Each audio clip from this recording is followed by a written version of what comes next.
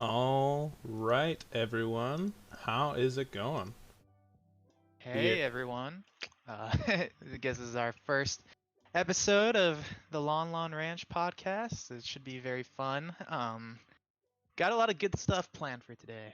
Um, I don't know how you're feeling, Robert. I'm a bit excited. I've been excited throughout the day for this. Oh yeah, I've been thinking about this since we first got like our draft written up for today's episode. Yeah, absolutely. Um, and I guess we could go ahead and introduce ourselves.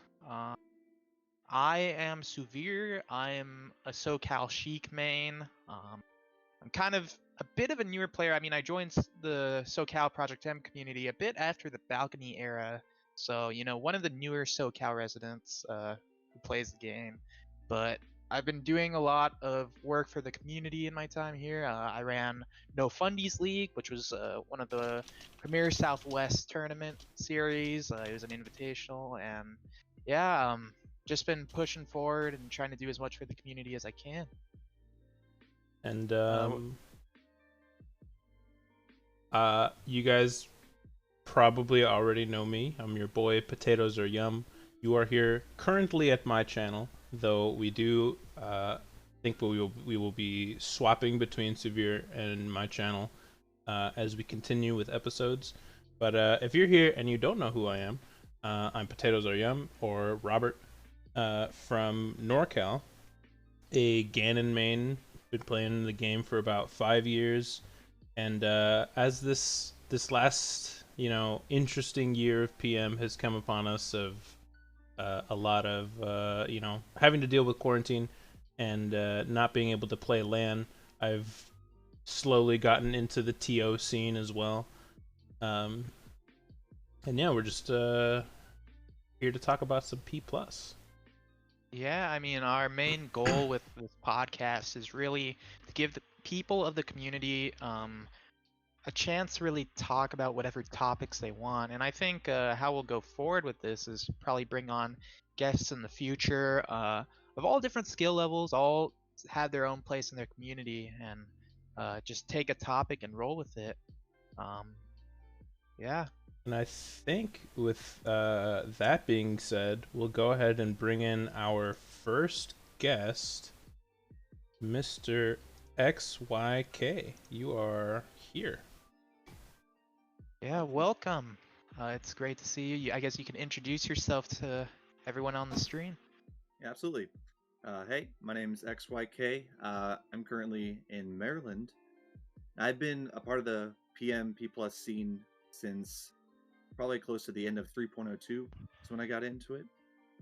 I started as a player, and then once I moved to Ohio, I became an organizer and started helping run events for that, and eventually would work with becoming one of the lead TOs for Ultimate as well. So I got to venture out into some leadership positions in the Smash community, which was awesome. I play Luigi, and I was a top 50 player for a couple years. So yeah, I've been enjoying the community for a number of years now. Yeah, and I mean, I think right now one of the main things that the community scene come from you is your beginner PM Discord and the freshman Feud series, which me and Robert thankfully got to commentate this past week in the West Coast edition. That was so much fun. Mm-hmm. Yeah, Absolute blast. one of the best commentary experiences I've had. It was great seeing a lot of the new players and all the ideas they had to bring to the game. But I guess we could go ahead and get in about, what made you want to create kind of an environment for newer players like into the beginner PM Discord, and kind of what caused that idea to come about. Yeah, so I guess I'll start off by explaining what the freshman feud is, since that might be a newer term to a lot of you viewers. The freshman feud is it's a reimagined series from an old event that Shadrake used to run in Canada.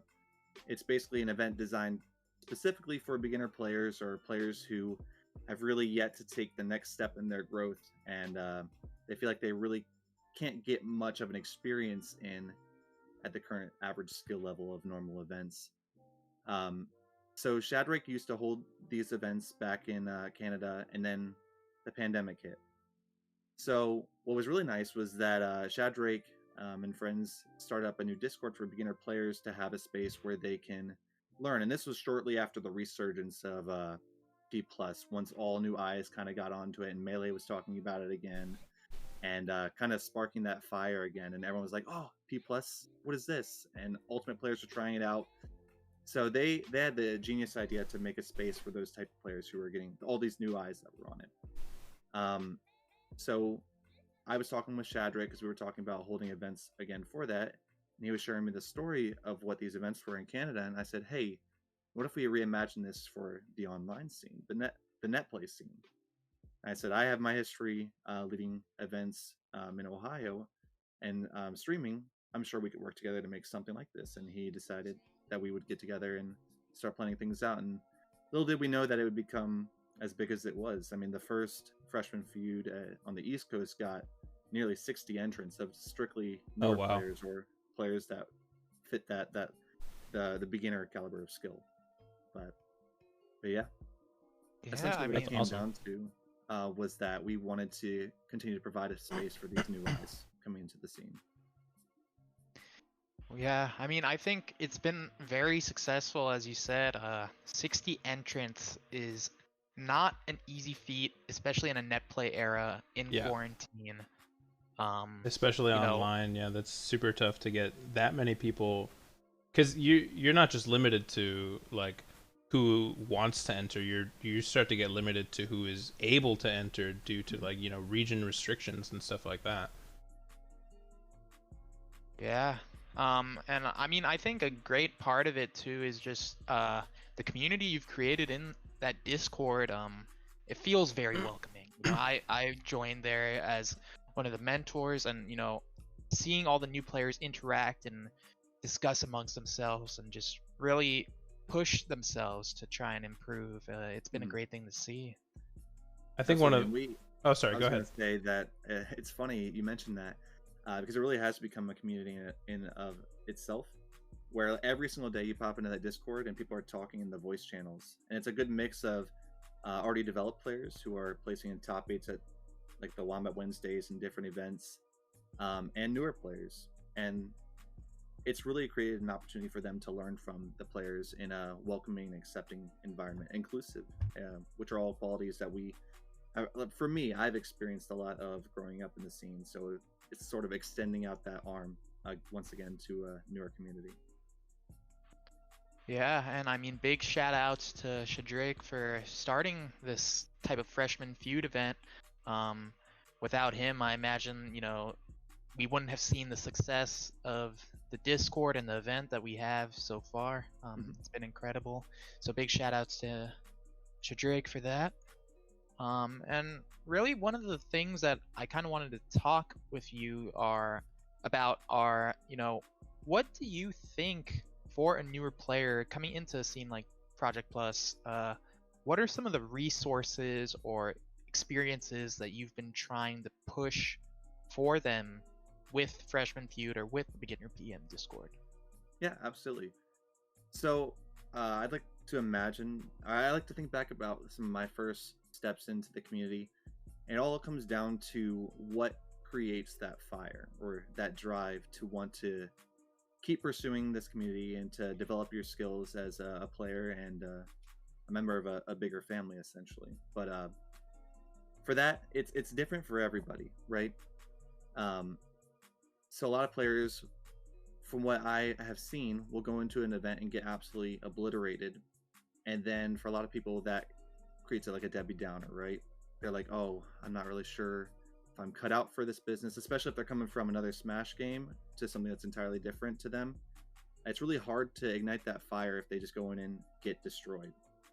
So those were kind of the initial thoughts that we had in like, all right, then how do we create a space that helps fan that flame? Because at the basis of it, they're playing because they love the game or that they enjoy certain aspects of the game, whether that be just a character or some of the mechanics, which we'll talk into some of the mechanics that we've incorporated in the beginner scene. But it comes down to how do you fan that flame, that push and drive of a player. I remember in Ohio we had a player who is now has been ranked in top 50. His tag is Altan, who's a Lucario player, and I remember when his first ever step into that community, and he was going 0-2, 1-2, nice and early. But he was so fascinated by the mechanics of the game and just the different things that his character could do that he fell in love with, that he was a fiend. So we hadn't really seen something like that in the Ohio scene in a long time, like a fire like that. So we immediately started catering to that, and we're saying, hey, it's like we want to invite you out to these events, or hey, we want to help carpool you to this and that. Do you want to come over and have a Smash Fest kind of thing?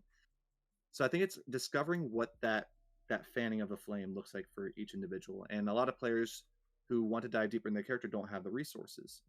So what we've tried to do is in the Discord, we post different content from different YouTubers that whether they explain some basic necessary mechanics for developing your skills in the game for just your character or just in general.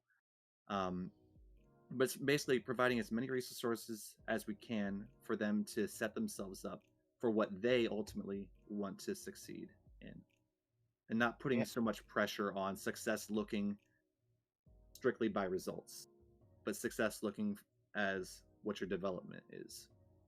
Yeah, absolutely. And I mean, I don't know what your intro to the scene was like, Robert, or even you, XYK, but for me, I know that for me, joining SoCal, you know, in an era that was kind of after the balcony had ended, is really when I started to really get my fiend period, as we called it, with Alton. But that's when I started really pushing myself.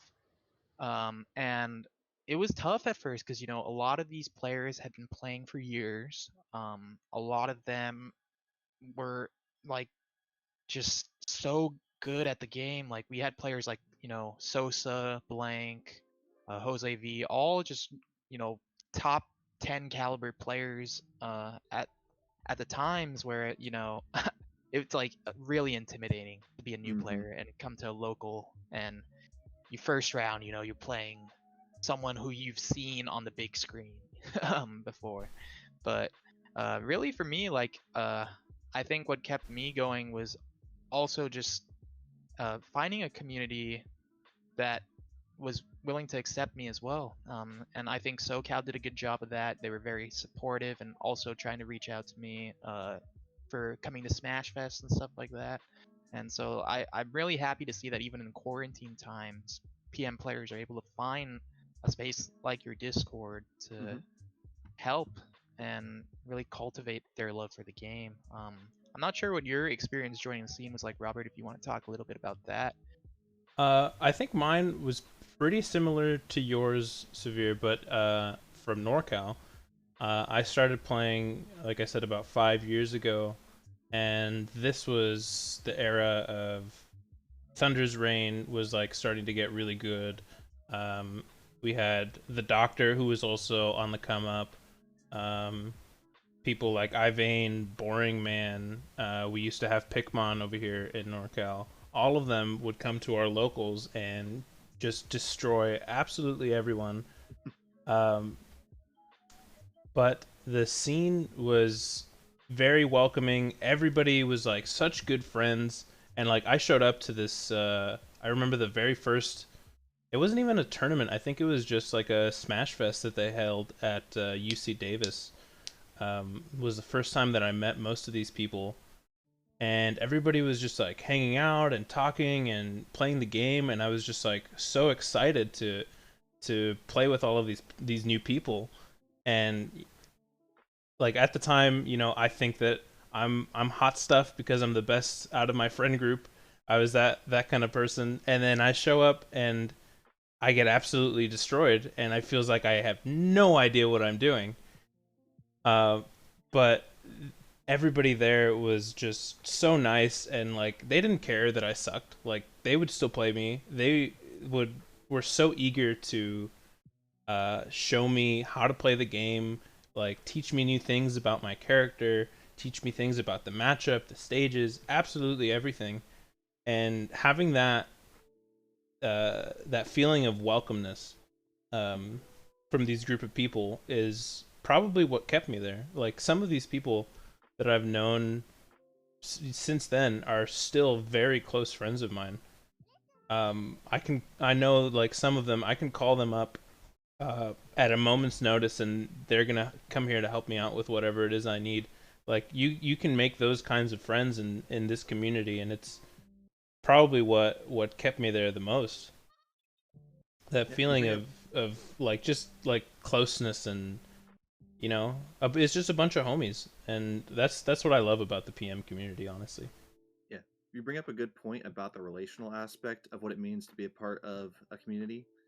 I think that comes down to how we respond as already developed players in a community, and what our stance in that means for newer players is that often people can come into a non-familiar territory and feel like just another number, you know, especially if you look at these giant majors where there's like hundreds of entrants. I can tell you some of the first tournaments I went to for Melee or Ultimate, it's real easy if you're not there with other people to feel like just another number. But then that's that one person who comes over and says, "Hey, you want to come play games with me?" It's that inclusiveness and welcomeness of the community is that keeps players around, which is really hard to capture in an online setting. You can't just find someone and say, "Hey, you want to play some games? Hey, you looking for friendlies?" Um, One thing that we found is that when we did these online tournaments, it's real easy to just say GG's to your opponent that you just obliterated and move on to your next match. So what would it look like to approach that from a different perspective in their shoes? Because the fear, right, is that players get absolutely obliterated at their first net play tournament and don't come back the next week. Then you think back at all the missed opportunities you had in that moment as a player or as a TO or as a volunteer to have made that a better experience for the O2ers, who I think are some of the most important people in a tournament setting. 100%. Mm-hmm. So I think the challenge for a lot of people is to change your perspective about the O2ers or about how you interact with them in a tournament setting. How can you make that a better experience for them? And sometimes they'll ask for advice. Maybe sometimes they just will say GG and say nothing. But I think it creates a lot of cool opportunities for us as players and TOs and volunteers to step up and reach out to them and say, "Hey, thank you." Even if it's just say, "Hey, thanks for entering my tournament," kind of thing, Or, "Hey, we have this really cool Discord. We would love to have you be a part of it." I think that's just another supporting factor that helps fan that flame. Yeah, really like, everything you're saying relates to my experience joining the scene, and so like I can really, as someone who, has been in those situations where, I started off as going 0-2, 1-2, and I had these people still asking me, let's play friendlies, let's hang out. People would run amateur brackets at the locals and try and really get people who aren't familiar with a lot of the game mechanics still to like learn something. And there's a lot of things just done to keep the O2ers and 1-2ers in the scene. And I think it's so important, always trying to increase our size, because everyone has potential, and really having the people who have already gotten somewhere in the game, gotten some results, having them continue to give back to the community is so important. Yeah, I think one of the things that can kind of help keep those newer players around for longer, at least like in a LAN setting, is a redemption bracket. Because like I played Ganon and I was absolute garbage for a long time, so I was going 0-2, 1-2 for years, and the one thing that always kept me with that little bit of hope was knowing that there was a redemption bracket, even if I lost, because that meant I have more chances to play tournament games, maybe more chances to win even more games, because everybody knows that feeling of winning is, it's something that's hard to beat. Obviously, winning isn't like always everybody's priority, but it does feel good to win. And when you get to play people who are a lot closer to your skill level, and you're not, going 0-2 because you had to play Thunder's Reign round 1, and then some other, top 8 player who got upset in his round 1 in your round 2, it makes it a lot more inviting, and like you feel like more, what's the word? I guess maybe just inclusive, because you're playing against people who are closer to where you are, and you're not trying to, beat the absolute legend of the number one player in the world kind of thing. And I think that the freshman feud is a really cool way of basically taking your redemption bracket and making it your entire bracket. Yeah. Yeah, one of the things I really liked that the freshman feud does is it does run round robin pools, from what I've seen, and it also has its own redemption bracket for when possible, and also has a lot of people make it out into the normal bracket. So, it gives people always a chance to play more than 2 sets, which is very important if you're a new player, because, the more tournament games you play, the more experience you get in tournament, the better you become at handling that situation. And for new players, I think it's very, very important. It's something, I've seen Arcadians try to do it a lot in the past, like on LAN, and I'm really happy to see that round robin pools for these events for newer players are still a thing happening. Yeah, So definitely. players just want to play games, you know. It's That's true. what it comes down to. And the fear can be that, I've been to events like Xanadu before, where if you get out early, you are just standing around and you don't get to play games anymore because every set's being used for tournament and things like that. So by creating spaces where they can continue to play in things like redemption or pools in the bracket, just keeps allowing for them to do exactly what they came there to do. And because 2 games, in my opinion, is not nearly enough to satisfy one's Smash craving, if you want to call it that. Yeah, definitely.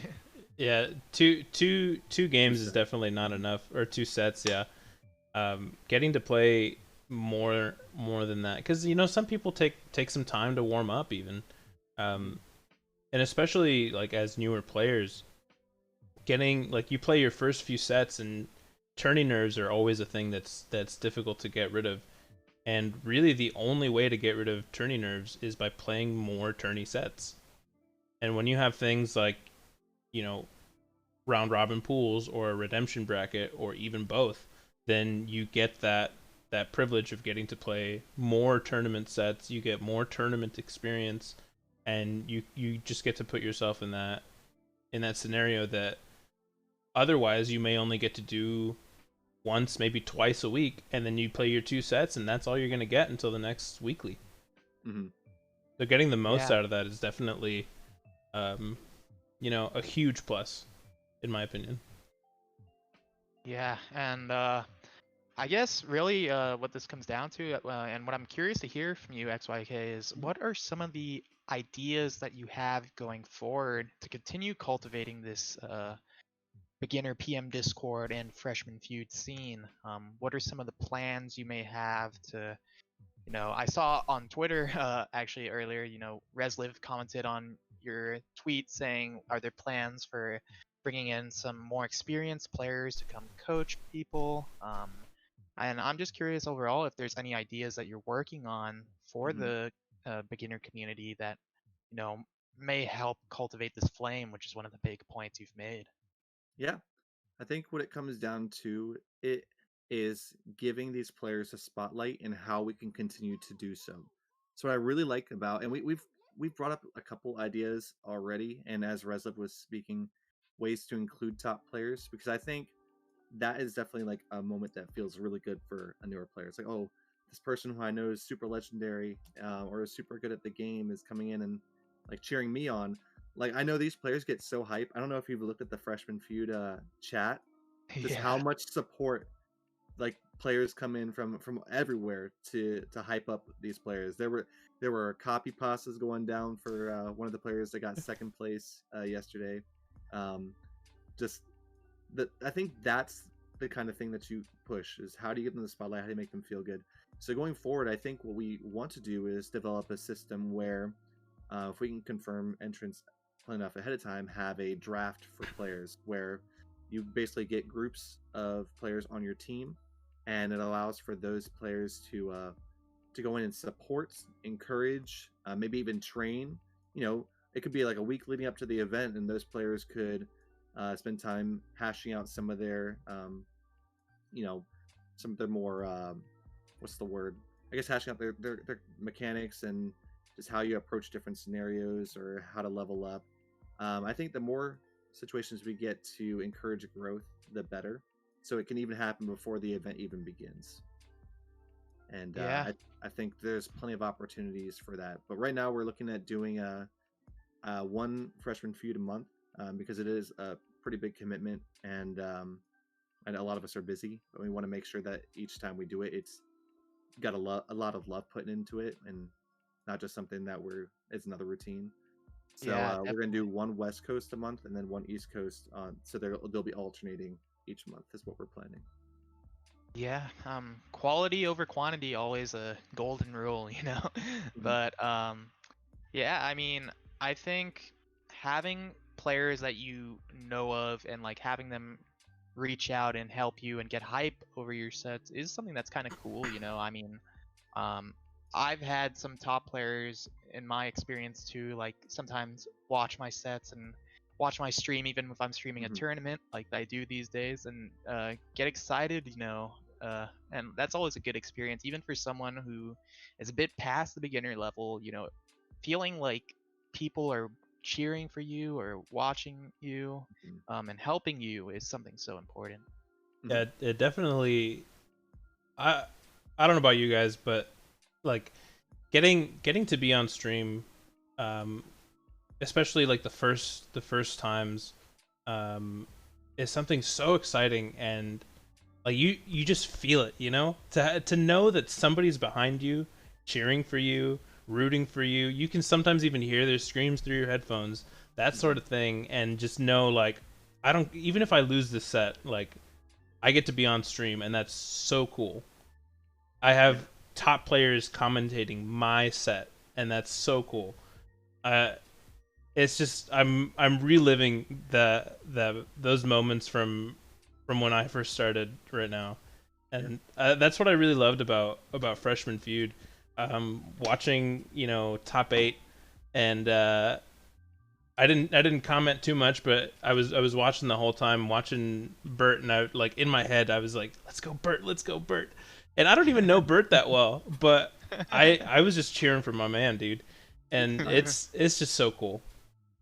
Yeah. I think what's really cool as well is a lot of these players you brought up stream, they don't really get to see the light of day with stream because a lot of them are going 0-2 or 1-2, so they're going to loose bracket, and loose bracket rarely gets stream time unless they're in top eight. So giving them another example of them having the spotlight, right, is they get multiple sets on stream. Or in pools, we try to prioritize the players that may not make it as far in bracket because we know the top seeds will get more stream time, and that moment is special to everyone. Like my first time on stream was against Wizrobe back in 3.02, and I got absolutely obliterated.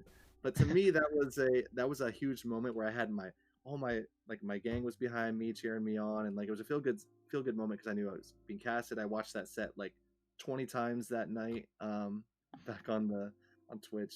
Like these things matter, and as you get more used to it as a veteran, you kind of take for granted what that feeling once felt like to a newer player. You get used to it, but it still means so much more than you can imagine to someone who's newer into the scene. Yeah, absolutely. I really like the ideas of, you know, going back to how we felt when we were when we were newcomers to the scene, and you know, remembering that and using that as kind of our motivation to continue and push these newer players to new levels. And uh, yeah, I mean, me and Robert, we finished commentating the West Coast event, and immediately we got into a VC of our own, and we're like, oh, let's continue watching. You know, let's see what happens next, because we were already so excited about some of these players and And playing, what we they were. we started playing Yeah. too while we were Yeah, watching. Robert was like, I was so excited watching the event that I feel I'm fiending right now. Like, let's play and watch on the side. That was a great experience. Yeah. I think Um, you see a lot of the gratitude that's expressed in it. So I'm very much like a feedback kind of person. I like to kind of gauge. was this helpful to you? What are some things we can improve? What didn't you like about it? And you can already tell the fruits that have come from an event like Freshman Feud, and just how much it meant to each player that got to participate. Even the ones that didn't make it far in bracket were just expressing gratitude, like thank you for running the event and looking forward to the next one. And some of them already ask me when the next one is, and just ready to go back at it again. But Yeah. it's just really cool to see. I agree. Yeah. And I think that's all the time we have for this segment of our podcast, but we'd love to thank you for coming on, XYK. It's been a pleasure. We appreciate what you've done by creating this part of the community for beginner players. It's great work and it's difficult, and I know that too. um, Running events and trying to get new players into the scene is not the easiest thing, and I appreciate that you've gone out of your way to take up the challenge of doing that. Yeah, big And I thanks. guess, yeah, and if there's anyone you want to shout out or plug, you can shill yourself, Yeah, whatever you want to do. Yeah. for sure. Shouts to Shadrake, my co-organizer, for that.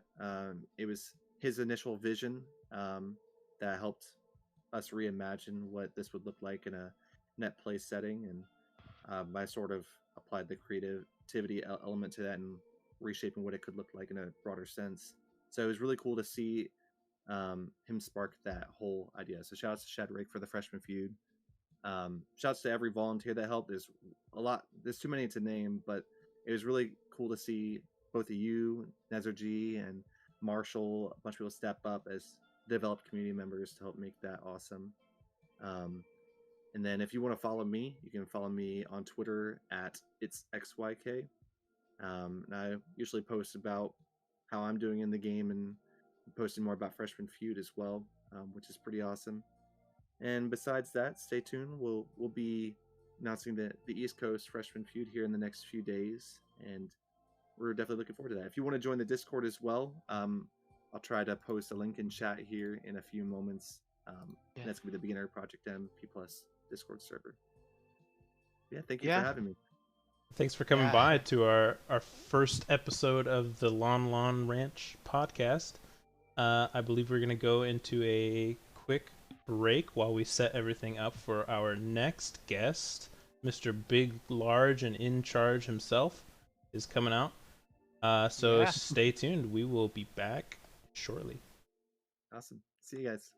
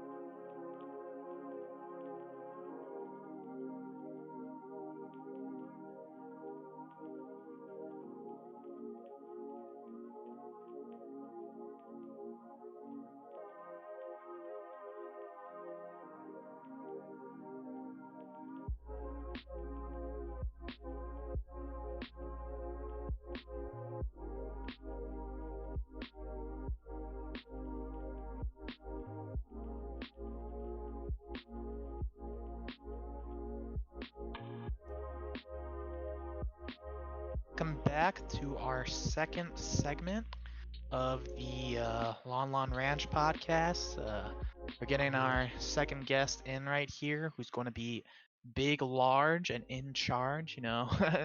A resident from NorCal. He is also part of Elk G. He's a very cool person, and he is going to be coming on to talk with us about dual maining versus solo maining. Something that you may be a bit curious about if you're entering the PM community, since there are so many characters compared to melee, and sometimes you may want more characters to cover a matchup. But I guess you can go ahead and talk a bit about.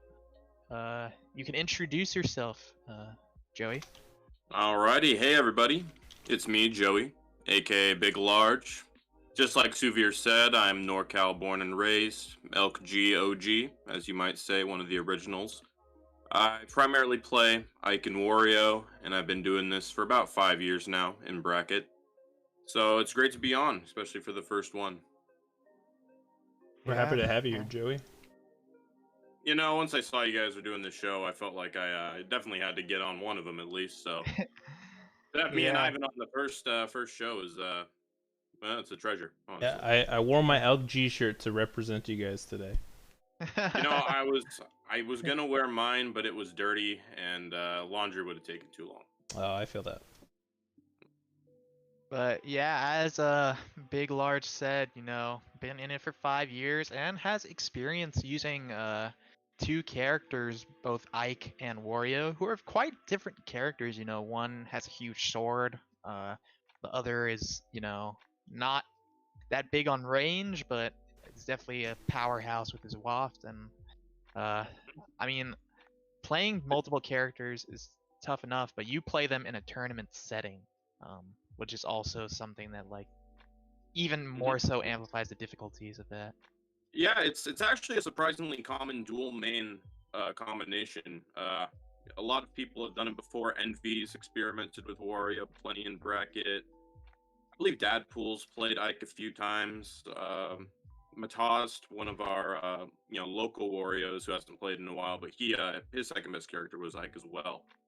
So for some reason those two characters just seem to gravitate towards each other as a dual main combo. But I don't know, as for the specifics of that, I mean, they both hit hard and they can move around a lot while still living. That's why I like them. Did you start with one or the other, or did you kind of always have both of them in your head? I'd say, well, for the longest time, I really had three characters I played a lot.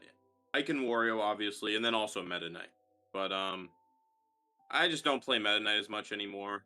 I don't like how P plus techs have changed a lot of tech chasing with that and stuff. He's still fun to play every once in a while, but for the most part, yeah, I've always played Ike and Wario together, and I have a lot of fun with them.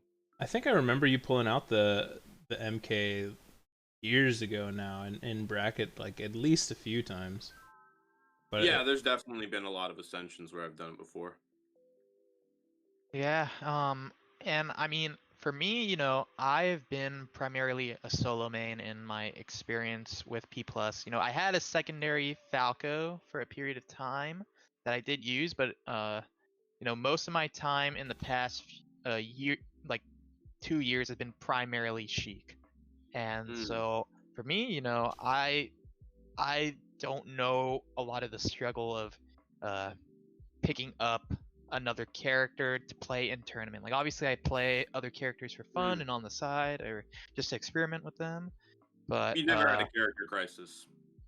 Yeah, I mean, my character is really, really good. That's one of the main reasons, why a lot of people solo main is they can just they can get away with just one character. She can do any matchup in my eyes. Mewtwo can do any matchup, ZSS can do any matchup, and they're fun to play at the same time, so you're not going to get burned out. Yeah, and I mean, even if there's matchups I struggle with, I know that my character probably has some sort of counterplay, whether I need to experiment with it myself or go, watch sets of Malachi playing Sheik against certain characters, or just, trying new things out. So it's for me, it's like I've never felt much of the need to pick up another character. Now, whether that changes in the future, we'll see. But I'm curious as to like why starting off you wanted to play two characters, if it was more so like, you know, you just enjoyed both of them enough that you couldn't necessarily pick one over the other, or if it was just like, you know, I think both these characters complement each other's matchups. Yeah. For me, it's never really been too much about covering matchups. Um, it's mostly just been, because end of the day, we're playing a game, and you really need to enjoy the game if you want to actually excel at it at all, if you want to actually, do well. And sometimes if I just, if I'm only playing Ike for like a month straight, I'm just gonna be like, it feels like I'm playing through the same set of situations over and over again, and I need a fresh perspective to, spice things up. And that's when I'll play Wario more after that. And I don't think there's really any matchups where, I feel too strongly of one over the other, because, I feel like they're both good enough characters that they can do it in most any matchup. But yeah, no, just avoiding the burnout I would say is the primary thing that I look out for, and they really help out with. That's interesting. That honestly, that wasn't really what I was expecting to hear from you, but I do understand. Like, playing Ganon all the time, I kind of also get that same kind of burnout that you're talking about, where I'm always trying to do exactly the same thing over and over and over, and it can get kind of boring. But for me, that wasn't why I ended up picking up a second character, and I'm kind of in the middle where I don't really know if I can call it a dual main just yet, or if Knuckles is just my secondary. Yeah, But that's a tough conversation to really have with yourself. yeah, I mean, it's just like a really weird, like it's hard to know where you really draw the line, I think.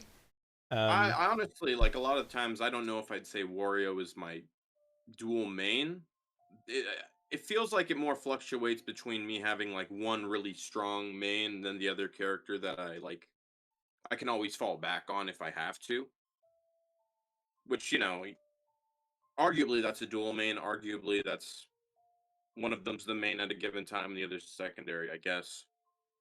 Yeah, I mean, Yeah. call it what you call it. It's having two characters at the ready in any given situation. Definitely. And picking two characters was to avoid the burnout. But for me, playing Ganon, we all know Ganon is not amazing. He's a pretty bad character. Some call him bottom 1, some call him bottom 5. Some optimists call him bottom 10. Not gonna name any names, but the reason that I ended up picking up Knuckles, partly was because he just like felt like he really meshed with my playstyle. He was hard hitting. He's fast. He has a wall jump, which is always really good recovery. Is always fun. He has a really good recovery, and he's so punish game heavy. Super tricky. He just felt really, I don't know. He just was very fun to play. But I guess that probably was why he became the character that I ended up playing the second most. But it turns out, he's not as bad as Ganon. Who would have guessed? And yeah. And he covers a lot of matchups that are just excruciating as Ganon.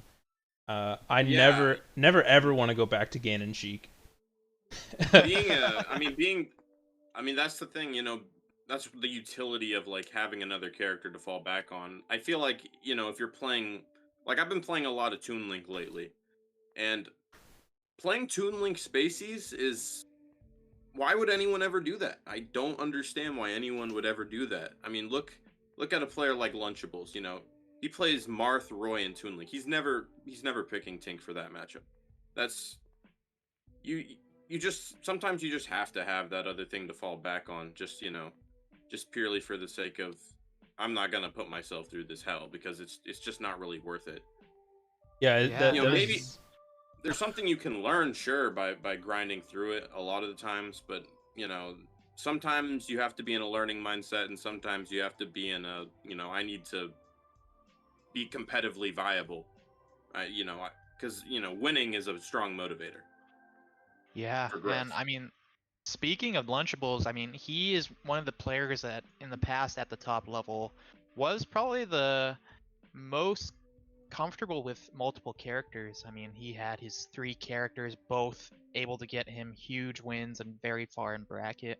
And Saber put out a video, which shout outs to Saber, making great content for our community. But I'm in he the put right. out a video talking about how Lunchables kind of changed a bit of the metagame, where even the rule set kind of where we switched as a community from stage first counterpicking to character first counterpicking. So it's a bit interesting to see, how with that change, some of like having multiple characters was a bit nerfed. But I want to know what your opinions on that are, as someone who does play multiple characters in a tournament setting and maybe experience that change of stage first to character first. Yeah, I my characters, for me, I feel like I just, as a player, excel more on some stages just with pretty much every character. Like, I feel like I'm always great on, like, Dreamland with most all of my characters. But, it does kind of suck, like, say if I'm, play against some character that's really good on flat stages with Wario. Well, like, if I want to go to Green Hill Zone as Ike, if I switch to Ike, they're probably just going to ban it because that's, I have my wall jump, I have all the stuff I do on there. But ultimately, I think it's a fine decision to make as a community to, have character first be the standard, because it does kind of feel bad to just, have your counter pick go to, just hit the wall because the other guy has that thing in his pocket. I mean, you can make the argument that the other guy, he put in the effort to have 2 characters at the ready specifically to cover that instance, and maybe we should reward that. But, it could go either way, really. I think it's fine to just work around it as the player. You know? I definitely prefer the way that it is now with character first.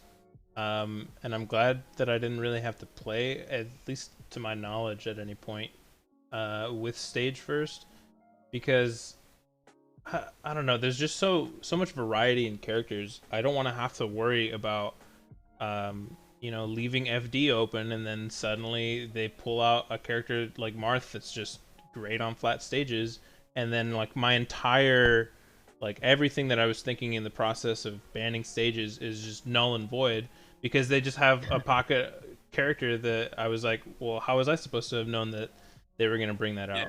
Yeah. And obviously you can adapt to that sort of thing, but the whole point of banning stages is to avoid that sort of scenario in the first place.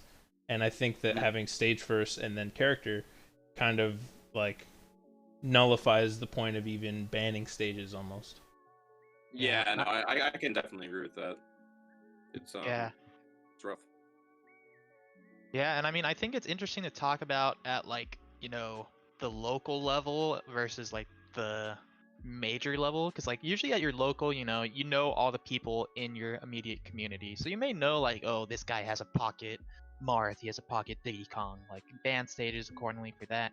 But I imagine if you're going to a major and you play someone, you may know their main, but you may not know their other characters. So it definitely probably became a problem at majors, which is probably one of the reasons I think it was implemented, where it's this random player can just pull out a random character and sometimes it nets them the set and people are frustrated with that.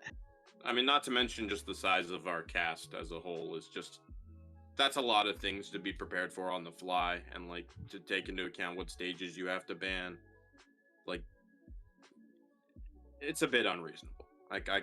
More than a bit unreasonable to say. But Yeah. it's probably the correct choice. Definitely character first. And besides, you're still going to get the benefit of having another character to fall back on for a bunch of other reasons anyway, Yeah.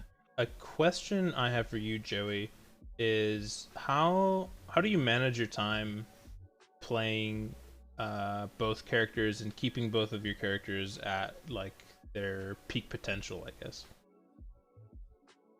Yeah, it's mostly just playing the game on the day of the tournament. I feel like is the biggest thing for me. Like being warmed up for the event itself with both characters is really important. For that like time management aspect of it. Like when I'm just playing friendlies, I kind of just do it based on like what I feel like playing. It's not too intentional. I will say I do dedicate a lot more lab time to Ike just because there's more things to lab out with Ike because he has quick draw and that move's something. That It's move is something. it's a move. I agree. A lot of stuff you can do with that move. Not to say Wario doesn't have his own tricks, but Wario I feel like, I just have to be really fundamentally sound and have all my mix-ups in order. And you can learn how to do that playing most any character. Do you ever Which go is do you ever go into a friendly sesh and just think like, okay, I'm gonna play basically just Ike today or just Wario today? yeah, I've done that plenty of times. A lot of times playing Ivan, I just default to Ike because I'm like, this is how we're both gonna get the most out of this session. Because we've played each other so much already. It's like, Yeah. I could pick any random character just to try and gimmick them for a game, and it'll be kind of funny, but we're not really gonna get anything out of it. Yeah, and I mean, That's why I get so mad when I pick DDD. one thing that I was curious about is, you said that you kind of just do it based off feel, but like when you're in the middle of a set, like I'm sure thoughts constantly go through your head, like a kind of struggle where it's like, what character do I pick if I like just got destroyed with my other character, or if I just won a lot like really hard with my other character? Like, how do you handle those situations? It's you take every moment one step at a time. When I'm if I'm playing against like Sheik, for instance, is one that I tend to heavily debate on which character I want to go with. I feel like it's an easier matchup with Wario, but a lot of Sheiks know the matchup better against Wario than they do Ike. And I tend to err on the side of if I get really messed up with my main character that I'm playing with, then it's probably worth the shot to just try the other character, especially if I've already have them warmed up for the day. Yeah, it's because you're gonna fluctuate heavily every day with whatever character you play with. So it's just finding that like right equilibrium of the right tipping point of where you need to switch just off how you're playing. You gotta know yourself, basically. Yeah, I agree. Is there any matchups that you think that you will just like always stay either Ike or Wario? Because I know for like for me, like I mentioned this already, something like Sheik and ZSS, I don't plan on ever going back to playing Ganon because there's just absolutely no point in playing a -2 to -3 matchup when I can, I have the Knuckles at the ready. I've been practicing that matchup. I don't think I will ever play Wario Ices. I just does so well versus Ices, and Wario, it's one of his worst matchups. Mm-hmm. That and maybe like Zelda Wario. I mean, I'll play it in friendlies just to see how it is, but I just think it's a way easier matchup as Ike, and I'm more used to it. But other than that, it tends to just default to Ike for me because I think he's just my better character. But I think I do cooler stuff as Wario a lot of the time. Yeah, that's why most of my combo videos are Wario clips. Yeah, makes sense. Really, it's like, what are some of the advantages that you think of when you were considering a character pick sometimes? Like you said you do it off feel, but like, what makes you kind of gravitate towards Wario besides just matchup stuff, like is it a combo game sometimes, or is it like, because I know in the beginning you said like both hit hard, but like what are some of the reasons that you may like Wario sometimes over Ike, besides just matchup based? Big thing for Wario is I feel like Wario's out of shield game is a lot better than Ike's. Like if I feel like I'm getting really suffocated, then I might switch to Wario just because I have the up B out of shield, I have the nair out of shield, I can drift way easier. Wario is, he's smaller too, so he gets hit less often. So really, matchups that I'm just getting suffocated in are the ones I really feel like picking Wario in. Or people that happen to get more tilted by Wario. That's I've done that to Robert a lot.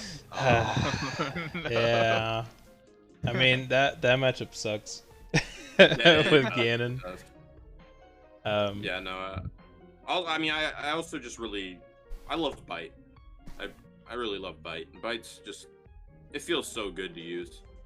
It's like if you could quick draw grab people in the air. That how move I is feel like so it is. degenerate. Maybe that's more of the point. They both have quick draw and Bite are just both super degenerate moves to use. But yeah, I mean, thinking about that, weaving around people with Wario is a lot easier. So I feel like I can be a lot more tricky with just basic mix-ups. So if I feel like I'm playing more like mix-up heavy that day, then yeah, I'll probably switch to Wario for that.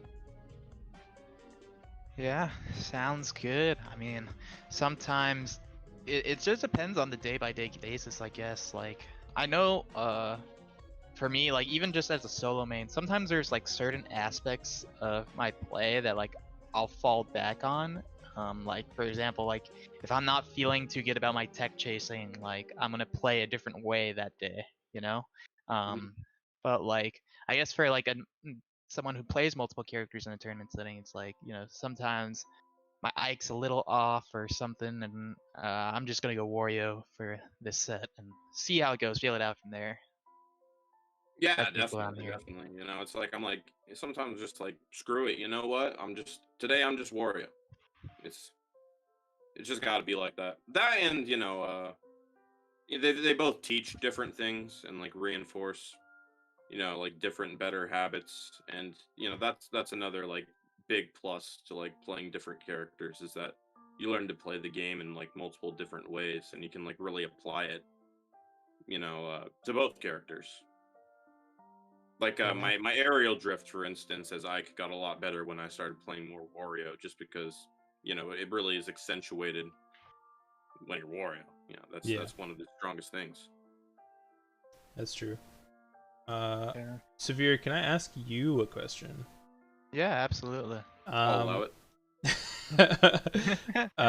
Do you think there's ever going to be a point, Severe, where you think you have to bring in a secondary for certain matchups? Like, is there a potential for a dual main in the future, you think? For me, the idea is kind of like, if I go back to LAN and I'm still struggling pretty hard in some matchups, and I've done a lot of specific work on that matchup, and it's still not working out, then I may consider another character.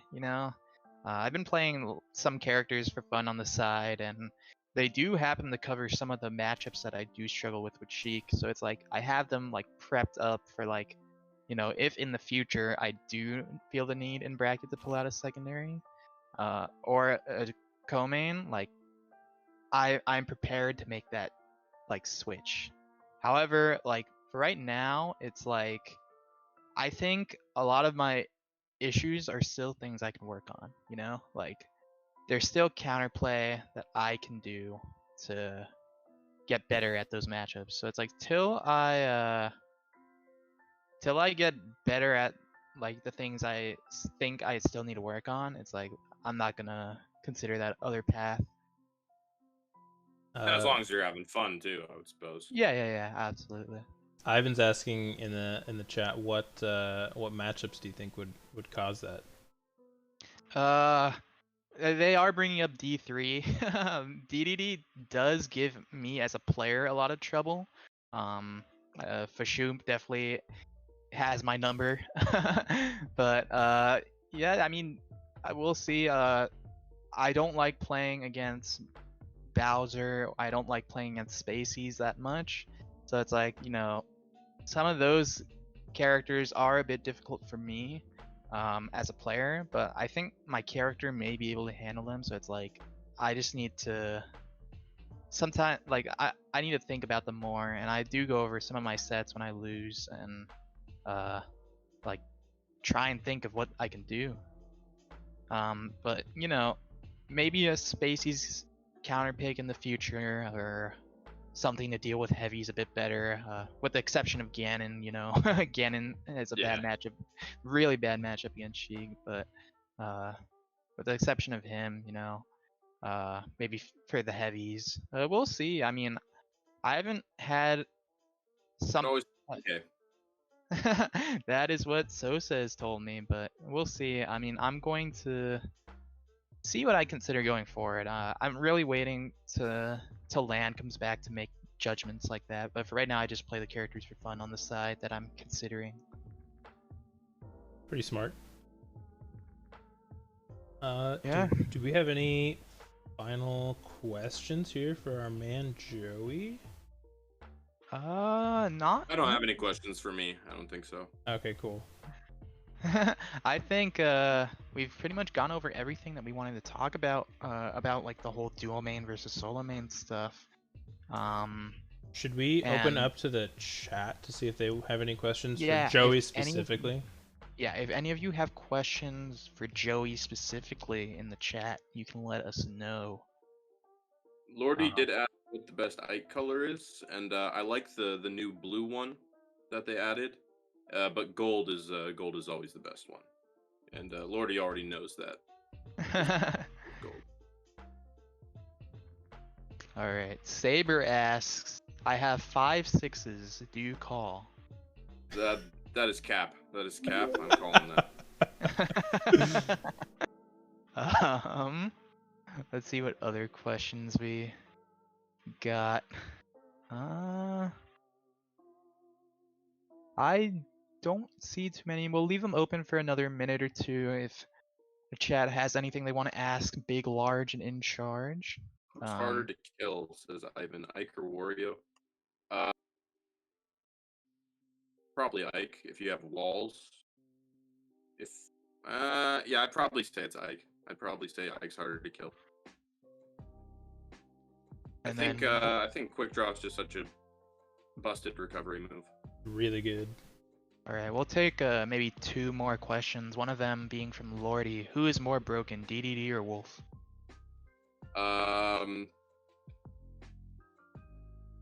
Yeah, it's Wolf. It's Wolf. But DDD probably has more glitches, so he's more broken on that. You know, he has the mine inhale glitch, so that's kind of broken. Is that the one where you suck the mine and then it just blows up forever? Yeah, that one.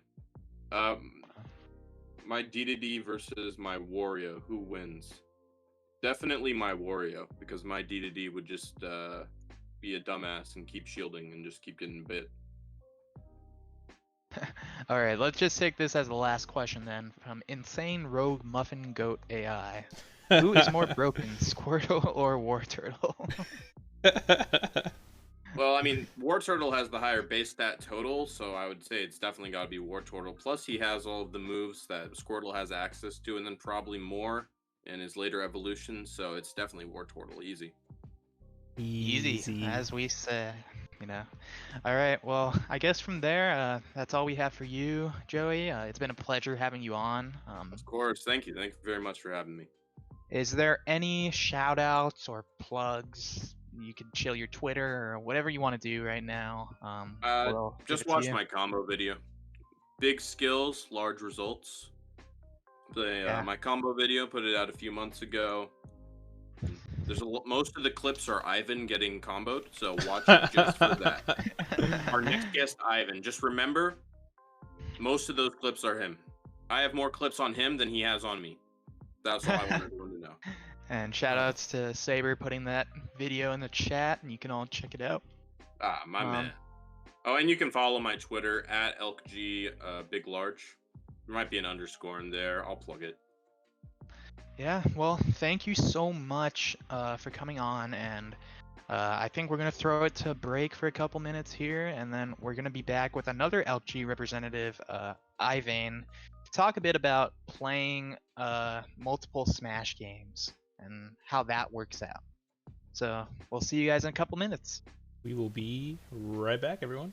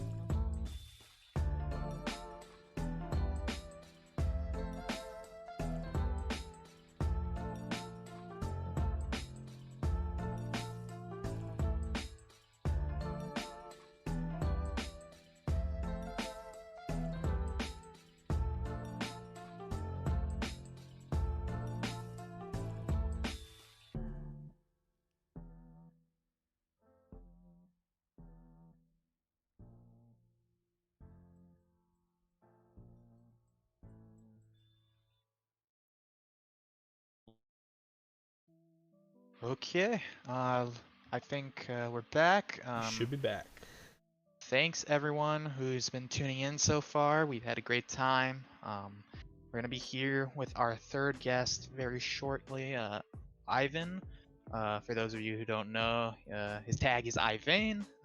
He's one of the best spacey players, I'd say, in the game. And he has been PM ranked, I think, for the past few years, and is just a resident from NorCal, specifically LG, just as we had with Big Large before. I think you're on the screen now, Ivan. Should be there, yeah. You can.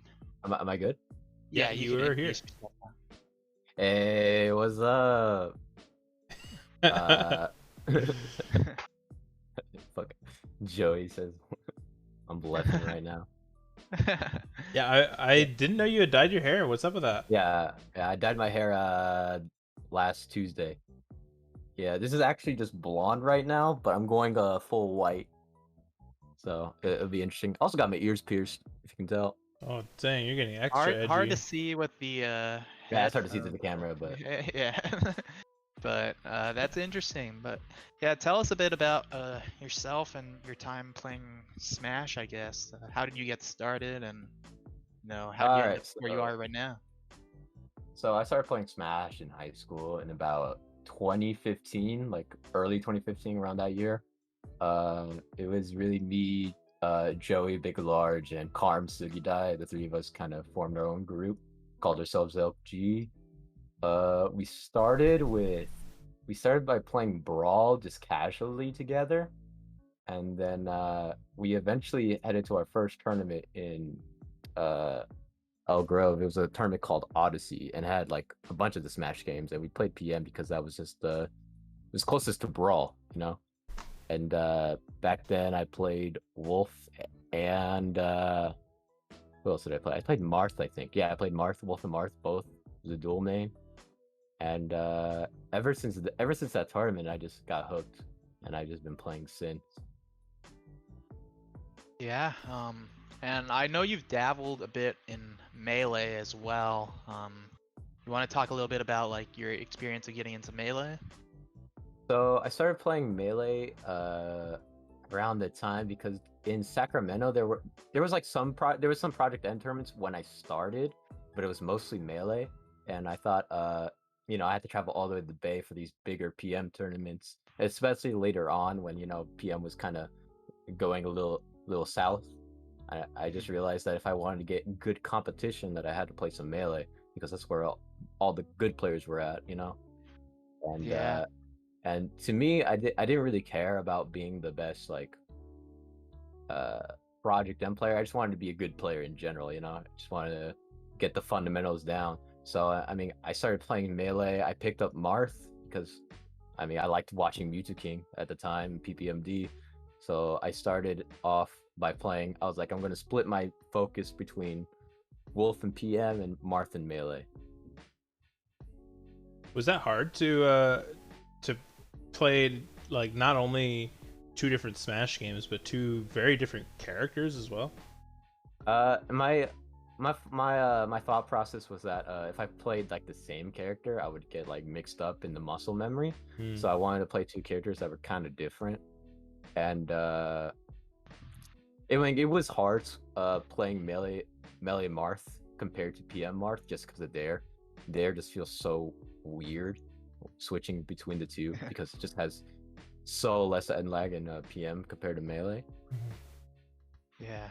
So I guess the main reason that you play both games is really just to keep feeding yourself some competition, Like you said, like sometimes the PM locals were kind of far away, and it was some of the times you'd find better competition in Melee because of that. Is there any other reason that really you choose to play multiple Smash games, or is it really just to keep feeding the competition, like trying to improve yourself as a player? Well, that's the whole reason why I play Smash. Like, I love the competitive aspect about it. I love the getting the grind, getting better, and the games are just similar enough to where a lot just transfers over between the two. I actually don't really have too much of a preference from one game or the other, but all my closest friends play PM, so that's the one I play most. Yeah. But I enjoy both games a lot.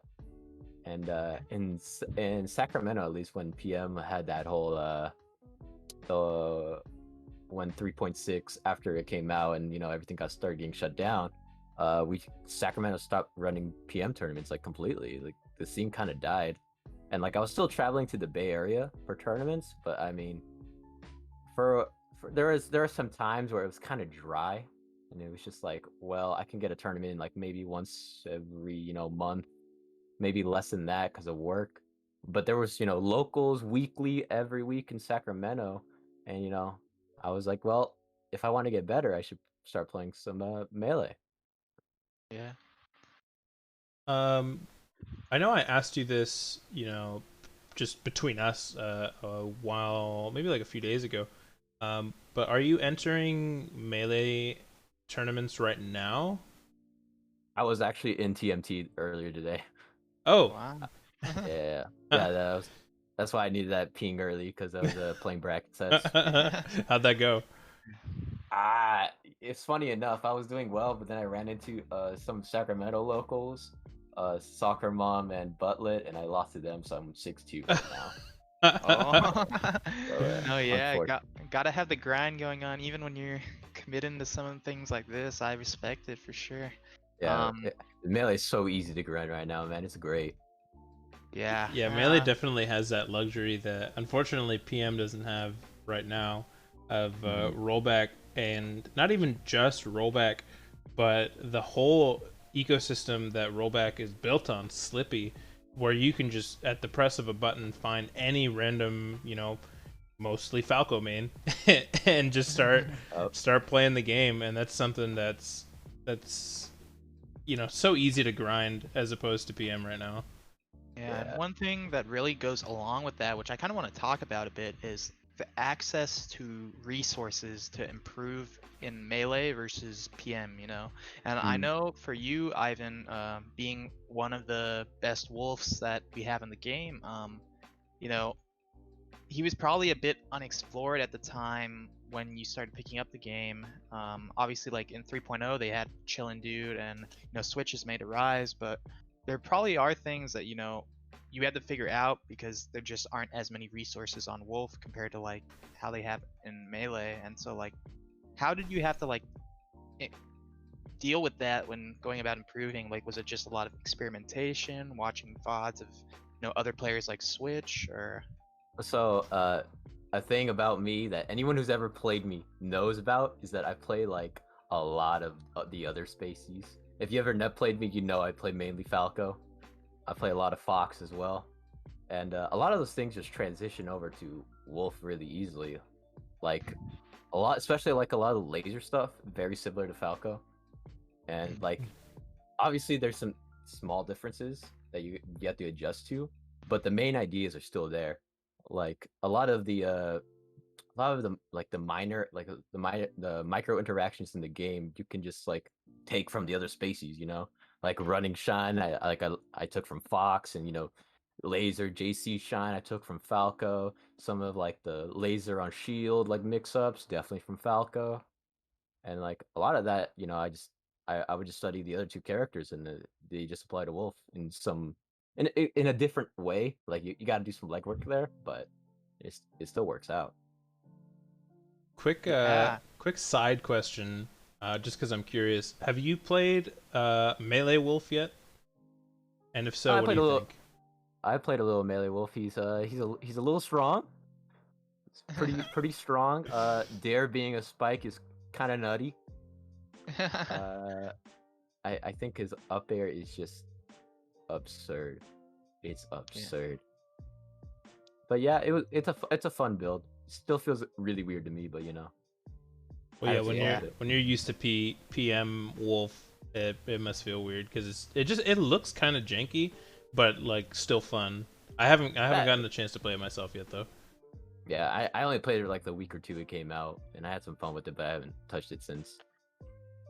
Yeah, and going off kind of what you said about studying like the other species, or taking some of the stuff, you know, that you can learn from the other game and applying it to this game. Like for me, like I kind of have experience playing multiple Smash games myself. Like I dabbled in Ultimate for a while and Melee before I got into PM. And I do think, you know, that I can agree that a lot of things, you know, as a player transfer over. Like you can learn things as a player that may not be game specific.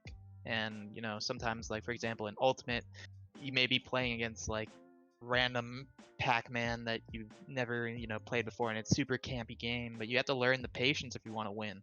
And that's something that can like carry over. I'm wondering, what are some of the things that you think as a player in general you've learned from both games that may have transferred over to the other? So one of the big things that comes from PM is that building matchup plans on the fly is something that's super central to PM. That's not a Melee. So if I'm playing like, I don't know, Spacey Pikachu, I've never played that match before, but you know, because of my experience with PM, I'm just like, all right, what does he do? What do I do? And you know, let's build up a really basic game plan right now, and then let's see how it works. You know. For Melee, any interaction that you can find in Melee in PM is way more explored in Melee. Like obviously, like PM players are like abuse crouch a lot and they abuse CC, but like when you find a good Melee player, they're just like crazy good at it, like exploiting it. You know, like at least the good players, they'll do like CC into like an option you weren't expecting, like CC dash through, CC dash back. You know. Just like it's the same option, but it's just way more explored in Melee, and that's like one of the biggest things that I get from Melee. It's just that like they did most of the legwork already, so like might as well like, you know, steal it and take it from there. Yeah. Robert, I mean, I know you may not have necessarily played the other Smash games competitively, but I know you did dabble in Tekken a little bit. Was there something for you that you know, you learned maybe in Tekken that helped you in PM, or vice versa? You know, what are some of the skills as a player that you've gotten from playing multiple games? Yeah, I never really played any of the other Smash games competitively. It's always just been P+, but I have dabbled a little bit in Tekken. I wouldn't say that I play it all that much. It is the only I guess like traditional fighter that I've even bothered trying to learn.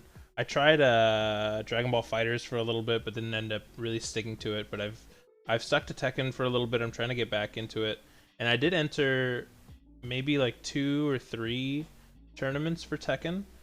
And playing other players, watching top players play Tekken, and learning the fundamentals of Tekken, I think kind of helped me be a little bit more on the patient side, because as most traditional fighters go, everything is about you know, being patient and baiting your opponent and knowing your bread and butter combos, and that's something that's not really the same in P+, because there's so much, like so many movement options. But from Tekken, you know, I've kind of learned how to be more on the patient side, because you really just have to wait for your opponent to make a mistake so that you can punish them. Because if it goes the other way around, if you make the mistake and you get punished, you're getting full comboed and you're taking a third to half of your life. So it's extremely crucial in a game like Tekken to just be patient the whole time, and you know, wait for your opponent and be ready to whiff punish. Those are like probably the most important things I've noticed, or at least personally picking up from watching other people play and playing myself. And I've tried to carry that on as best as I can in P+. You know, I still down B in neutral a little bit too much, but I think it has at least slowly incorporated into my brain that I have to be ready if my opponent misses an L cancel if they do something unsafe on my shield, I gotta be ready, especially as Ganon, to take the most out of that one opportunity that I'm gonna get, because I may not get another opportunity for a while, and I gotta carry that as far as I can. Yeah. I think that's One of probably the thing- the biggest thing. One of the things I wanted to touch on, you talked about, watching top players, and it kind of made me think a little bit. For Ivan, you are one of the top players in PM, and I wonder how like the mentality shifts, when you go to Melee, and as far as I know, like you're not a top 100 player in Melee, and That's yeah, but going to a game where you aren't as high up on the ranks as you are in the other game, but you still have that experience as a tournament competitor. Like, are there sets that you play in Melee sometimes where it's like your ability as a competitor to keep your cool, keep like focus, like because I know like you've had experience playing a lot of top players in PM where sometimes you have to clutch out a set, for example. In Melee, sometimes these players may be way better than you, and you still have to keep your cool against them. Like, what's the experience with that like? so as a top player in PM, playing sets where you're supposed to win is so stressful. Like it's immensely stressful because it feels like, like I'm supposed to win this, like I'm ranked higher or whatever. Like I'm the high seed in this tournament, so I should be doing well. And there's a lot of like factors that go into like who wins a set, and it's hard to predict. But in Melee, I'm just a random, Like I was Yeah. ranked in Sacramento, but I wasn't ranked in NorCal. Like nobody knows who I am in Melee. Uh, so it's a lot easier to just take those L's in Melee because it's not like anyone's gonna hold me to it, really. And it feels like it's easier to learn because you don't have that pressure on you. Yeah, I think that's something that's interesting because it's like you're able to kind of go back to how it may have been when you started PM, where it's like, I'm no one knows me, so like if I make the upset, like it's cool again. Like in PM, you're a higher seed most of the time, so it's like you're more stressed about having to play some of the people who may be making the upset on you. I can see how like the mental stress of that can be difficult to deal with. Yeah, it's why every top player hates round robin pools in PM. I swear to God, they all hate it. Ask Peter, What? man. Pokemon hates round robin. I love round robin pools. Gets me a good amount of time to warm up and gets me more sets, and sometimes gets me a higher seed. You play against random 4th seed Squirtle, and you're like, "Oh, what is he doing, man? I don't know what I'm doing here." Severe. I remember you telling me you did play a little bit of Ultimate back in the day. I don't know if you still do. Is there anything that you took away from Ultimate competitively? Yeah, I mean, as a player, like there was a period of time where SoCal was kind of on the down low. We were in between locals, and it was kind of tough for me to make it out to them because they're so far away from my university. But my university had a thriving scene for Ultimate, and I was able to just kind of gain the experience with learning patience, just getting more tournament experience. Like even though I wasn't able to compete in PM at the time, I was still competing in tournaments.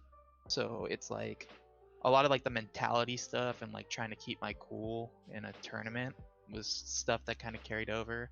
Also just like learning how to like I haven't fleshed out most PM matchups enough, and definitely even less so ultimate matchups. So like being able to try and figure things out on the fly, kind of like how Ivan said, like being able to take a matchup and just build a small game plan.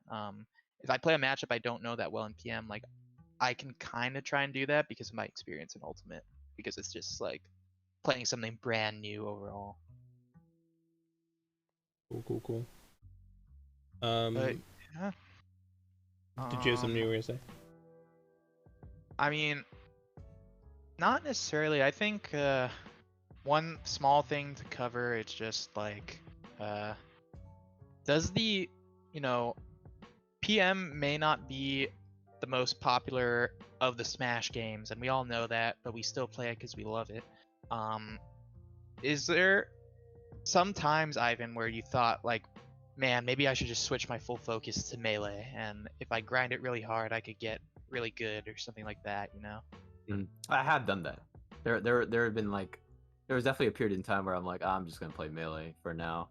I mean, I was still playing PM, but like, I was definitely putting more time into Melee. That was like a year or two ago.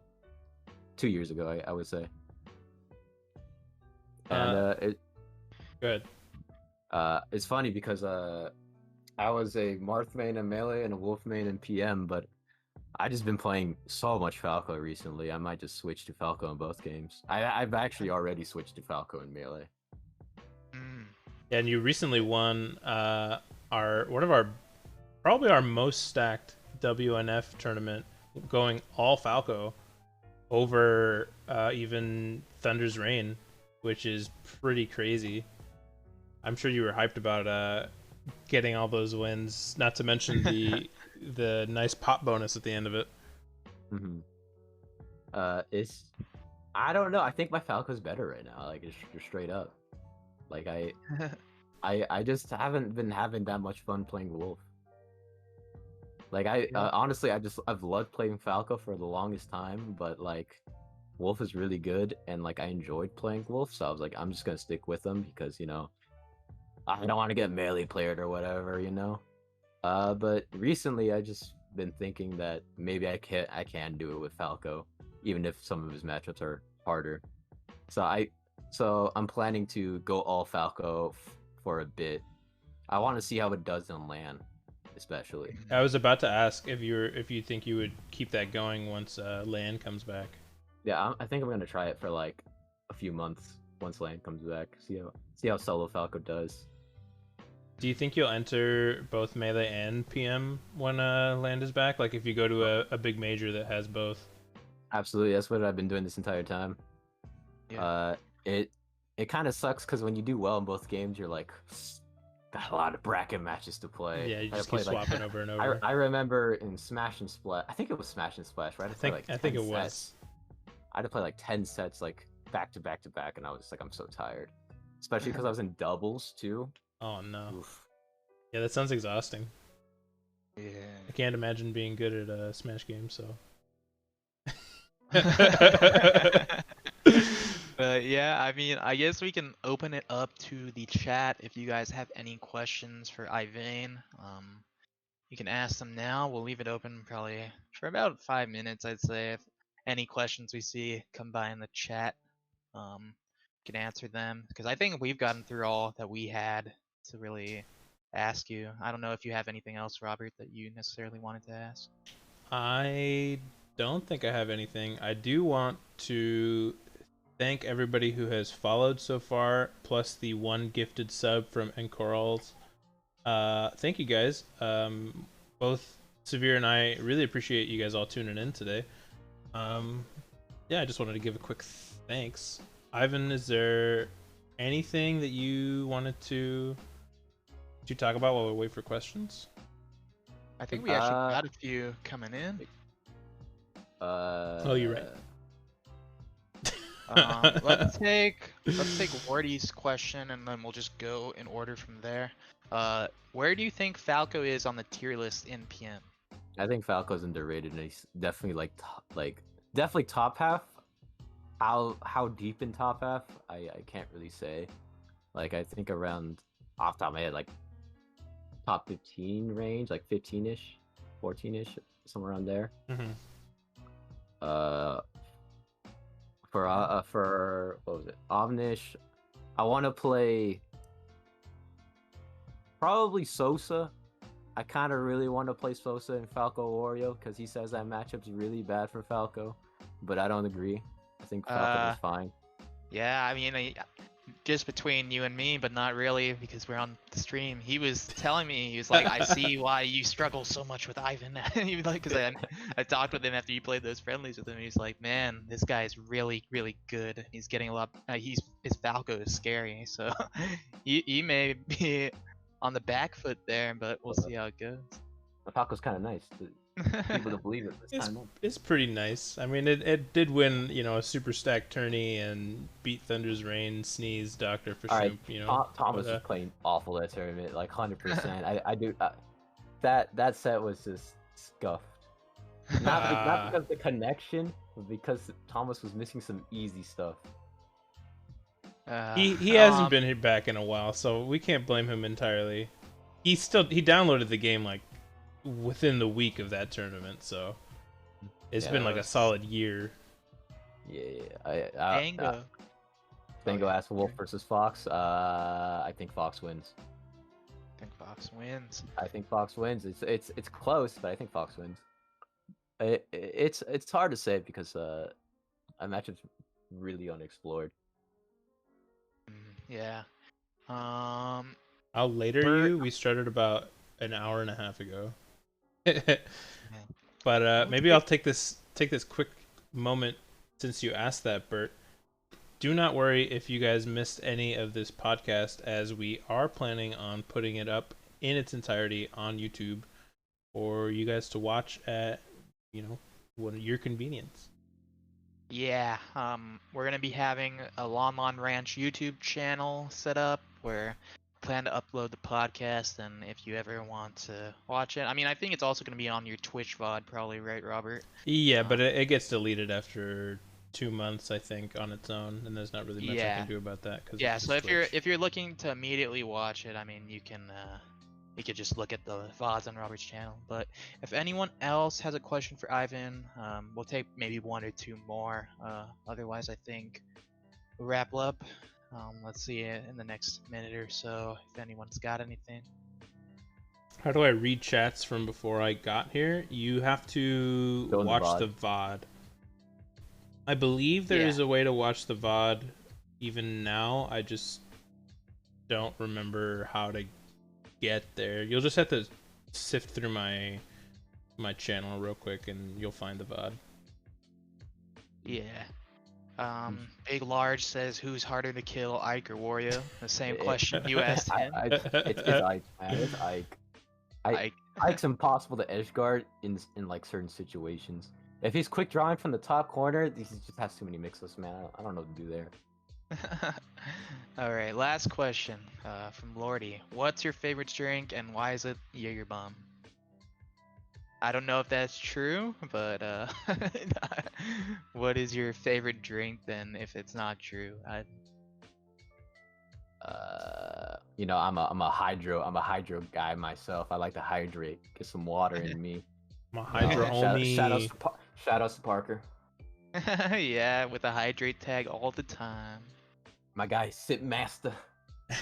The Sip Master.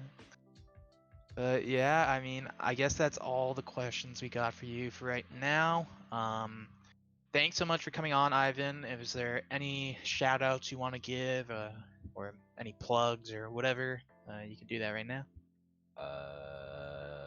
Follow me on Twitter, LG_Ivayne. And that's about it. I don't need to shout anyone out. Shout myself out. Let's go. That's up, what Kevin? I like to hear. Yeah. All right. I think that's all we got for this segment of the podcast. Thanks so much, Ivan, for coming on. I think we're gonna throw it to a break again, and we'll be back with Sosa talking about what it's like to take a big break from PM and what that experience has been like for him. But yeah, we'll see you guys shortly. We will be right back, everyone.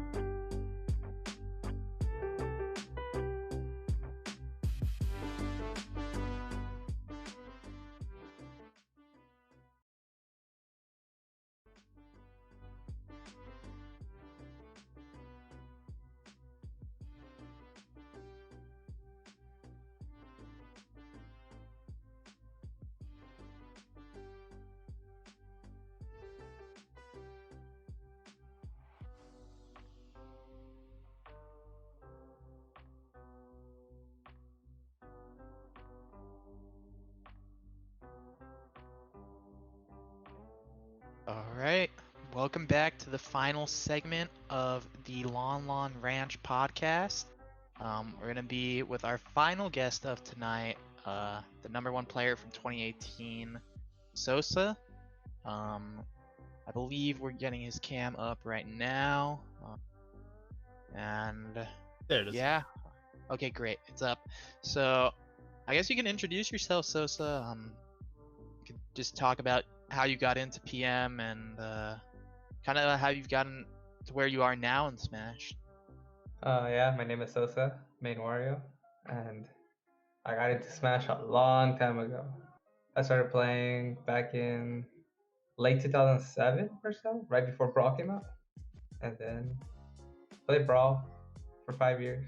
Then played Melee for a little bit, and then PM, and then I like PM way more than all of them. Why is that? What made you like PM the most? I liked a lot of the Brawl mechanics. Like I think Brawl, like it's underloved. I think the game is really good, but it just had some critical flaws. And PM just brought like all the good mechanics back from Brawl, which I liked, and then it put on all the fun mechanics from Melee, and with the character diversity that, in my opinion, Melee is kind of boring because like there's no character archetype that like fits me. For example, I don't really enjoy like the top 8 of that game.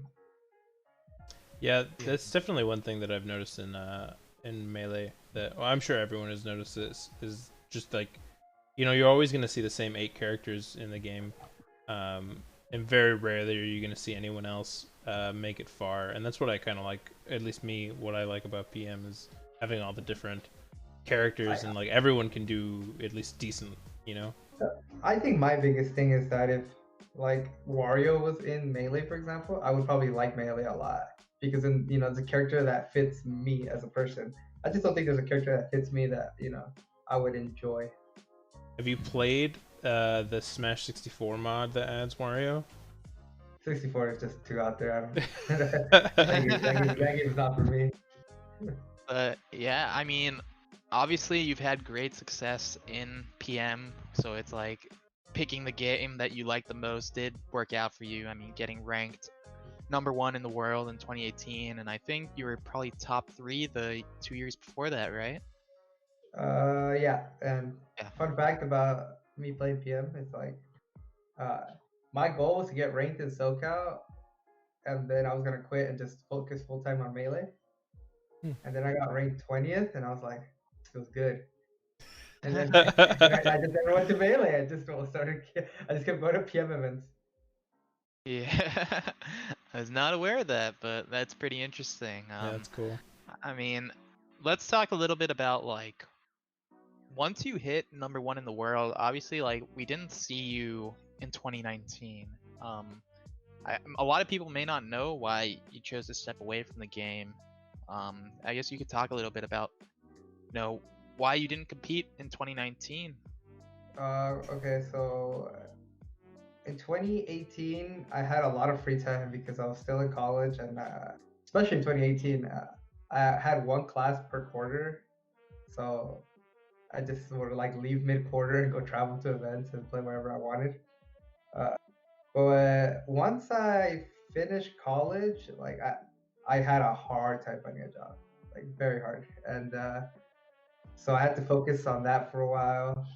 And then around that time, so that Ultimate came out, and I was like, okay, give this game a shot. Played it for like 6 months. Then I was super rusty in PM, and like I still wasn't doing that well financially. So like I was like, let's not play. And it just got rustier and rustier, and then I started working a lot. So once I started working, it felt so hard to like put time into the game to unrust, because like I'm pretty good now, like, but the first couple like weeks and months of playing PM before I actually felt like good with the game, it felt awful. I was so bad. I knew what I needed to do. I just didn't have the muscle memory for it anymore, which is like infuriating. Yeah, and I mean, I guess what you're saying is like, having the difficulty of finding a job and then also just not having as much free time, that kind of leads into, you know, why did you choose to come back to Smash? Was it just because, like, you know, in quarantine you had more time to play the game, or is there any other reason? Like, is it just the free time, or like, what else prompted you to come back to PM? So I didn't own a PC for a very long time, so I could never like net play and stuff. And like I said, I didn't have a lot of time. But once COVID happened, they shut down like all the schools and stuff, so I didn't have a job, and so I was just at home on my computer, and like I had to fill the day somehow. And then 2.0 came out around that time, and I was like, fine, I'll play it. What's made you stick around right now? Is it still just having the free time and the PC to play it on? Well, it's just such a low effort thing to like just play now. Like I feel everybody plays online now. It's not too hard to find a match, and like I've already did the legwork of unrusting, so whenever I play, I don't feel awful. Like the being really really rusty makes you not even want to play because you're just like it got so bad to the point where I couldn't L cancel, I couldn't wave dash, I couldn't dash dance correctly. Like I was that rusty to the point where like in my mind I know how to play the game correctly, but I just couldn't do it anymore, and it was so frustrating. Like imagine forgetting how to L cancel. Like it's just annoying. Yeah. Yeah, it sounds rough. Especially when you're somebody like me, I was used to doing well. So Yeah. so for a long time, like I just didn't even bother because I was like, I know that it's gonna be a pain to just sit there and practice again. Yeah, and Sorry, go go ahead, ahead. Robert. You go ahead. I was just gonna ask, since you said that you came back because you know you've had this free time and it's online is pretty easily accessible because you can find a game just about any time. Do you think that you'll go back to LAN once everything opens back up? Because it'll definitely be harder to find a match for PM specifically because not many people are gonna want to keep playing netplay.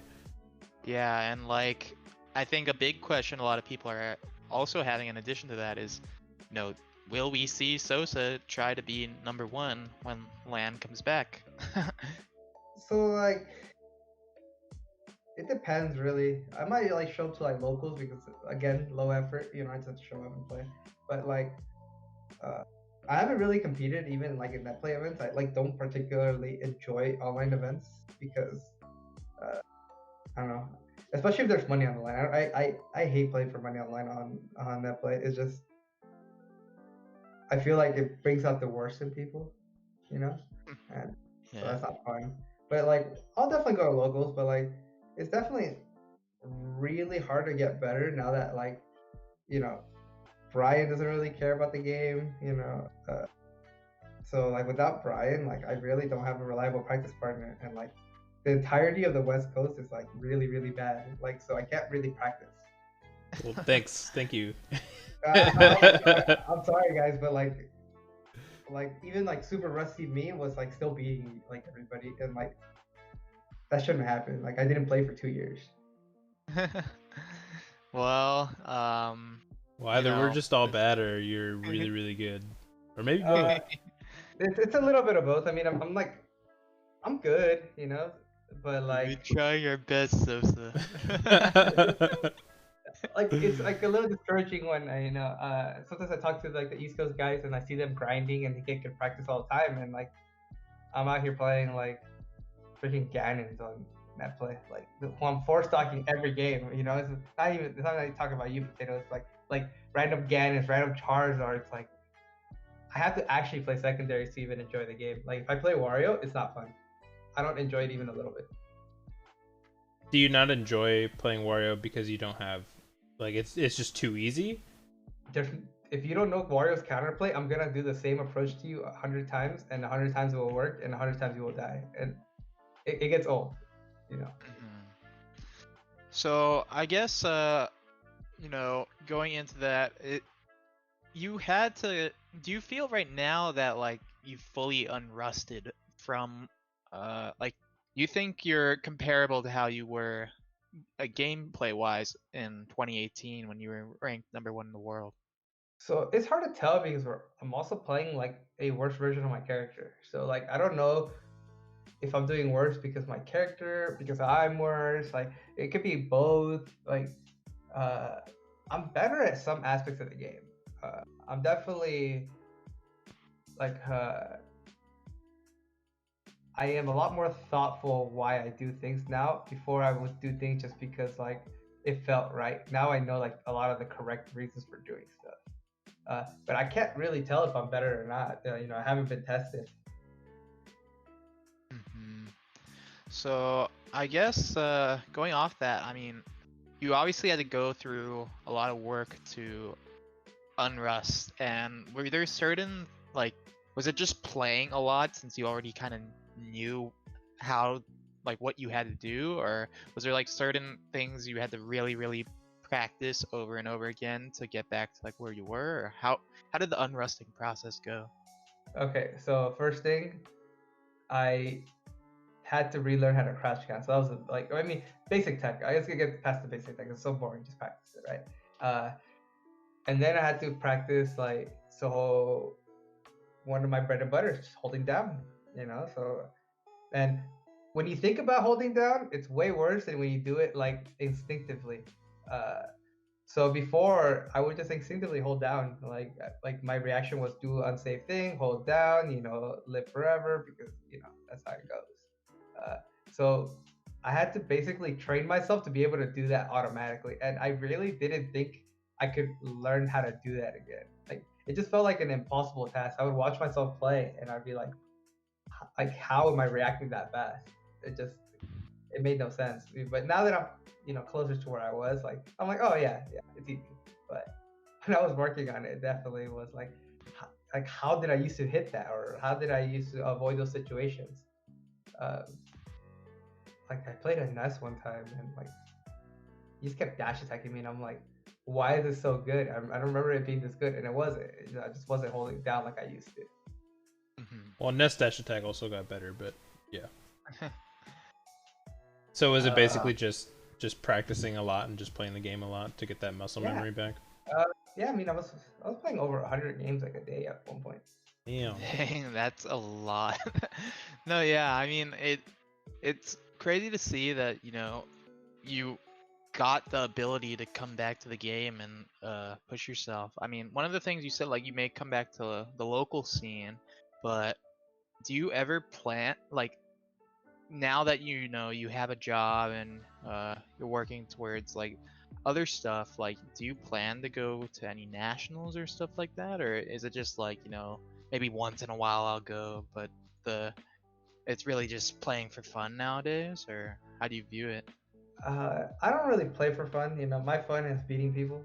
So whenever I play, it's gonna be like trying. But I'll go to events. I definitely enjoy seeing. I've always liked the seeing my friends aspect of tournaments more than I like the tournament. It always sucked that I was always stuck there till like the end of the day, and my friends would go out to eat, and I'd be basically stuck in the tournament. So it might be nice to do like okay now and like hang out with people instead of being literally stuck there till midnight every time, guaranteed. But if I do well, it always feels good because you did well. So you're okay with being there till midnight. Yeah, it's definitely going to be like a kind of trade-off, I think. It's one or the other. You either win, but you have to stay a while, or you don't go as far. My goal is to be considered good, and like for the most part, people still consider me pretty good.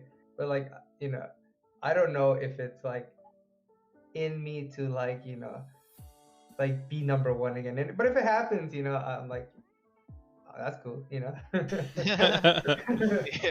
no, I'm sure. And I mean, one of the things you mentioned earlier is like it's difficult now that Brian, your brother, obviously, who was also a top 10 player in 2018, isn't taking the game as seriously now.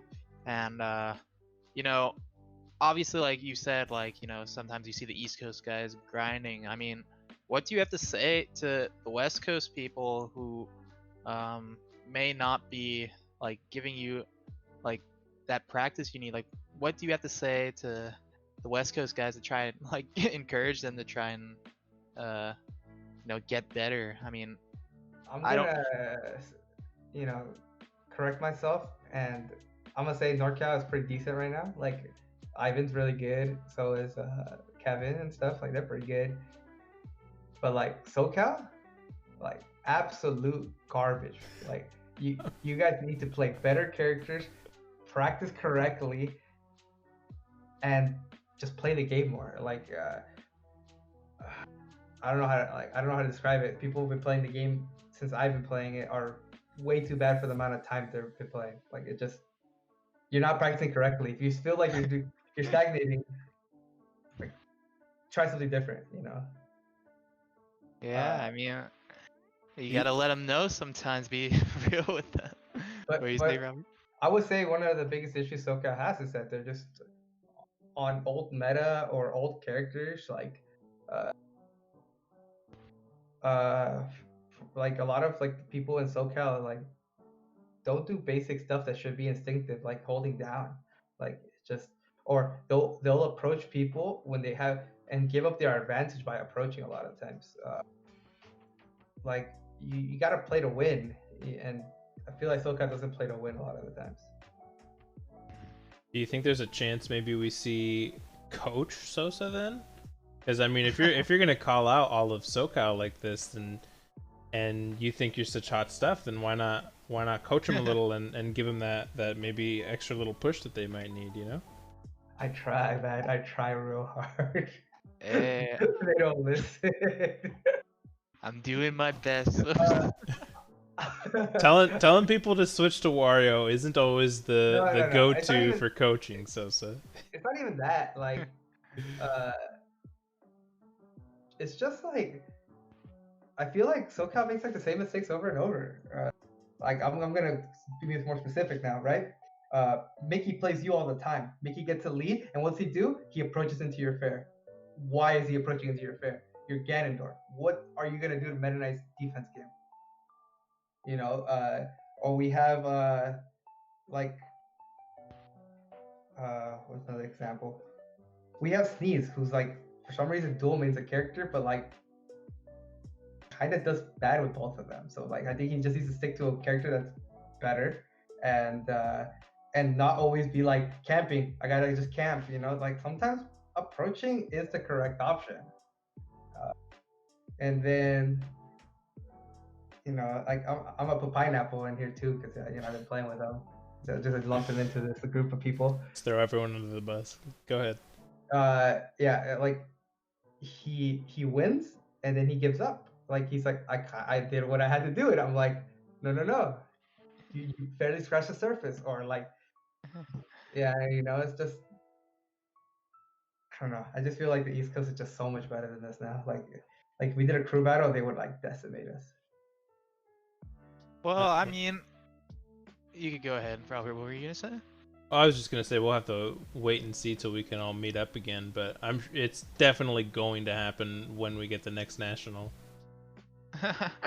No, but like, one of the things I really want to know is like, me and Robert obviously are doing our best out here, but and we're kind of newer, I'd say, as far as like starting to rise. Do you think that for people like us, or like anyone who's really kind of rising in quarantine, like what do you like think about, like, because like you were talking about how like people have stagnated, right, in SoCal, or like I would also blame the stagnation on me and Brian quitting. Like, without me and Brian, lost puppies. Well, I mean, I would kind of say that it can be, I think, harder to get better when you don't have like a really high point to look towards to and to play against. I don't know. Do you have any more general advice for someone looking to get better? Okay, yeah, and I think yeah, I actually do. everybody forgets to practice the basics. I cannot stress enough, like, people are like, oh, I know how to L cancel, I know how to edge cancel, I know how to wave dash, I know how to, ledge dash, and they don't practice it. I practice that stuff every day. Like, no matter how redundant it feels, I practice it every day, and Severe can attest to this. Yeah, I know. That guy is always on. But I think Stango kind of put my question into like better words. Like, there are a lot of players who have stagnated, but do you think that there is like, in the current player base, players that, you think could rise up and could like start giving you better practice? Like, do you think that there is hope for the current player base on the West Coast? I mean, of course, I feel like a lot of people already have all the knowledge they need to be a top player. All they need to do is for everything to click. And like, I can spoon feed you, information and do all that, but like at the end of the day, it has to click for you. You're playing as another human person, so you have to just be able to, play the game correctly with all the knowledge that the top player is giving you. But I can't, exactly like explain, what exactly has to do in every situation. It's just once you learn all the things you need to know, you just have to put it together. Yeah. And it's not a simple thing. It's pretty, but it's pretty hard. But at the same time, it's like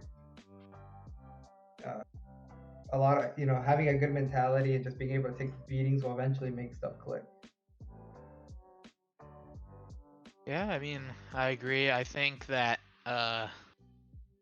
maybe perhaps seeing you be able to, unrust and grind and come back, maybe even at the local level, may drive some more SoCal, and maybe even just the West Coast in general. But I think we'll really have to see. I would love for SoCal to be getting it. Like, trust me, that would be so fun. But like a lot of the people who were good kind of just stopped playing, So it kind of it kind of all happened at once. So it feels like the newcomers that are left or the people who are left have such a like high mountain to climb without basically somebody to look to.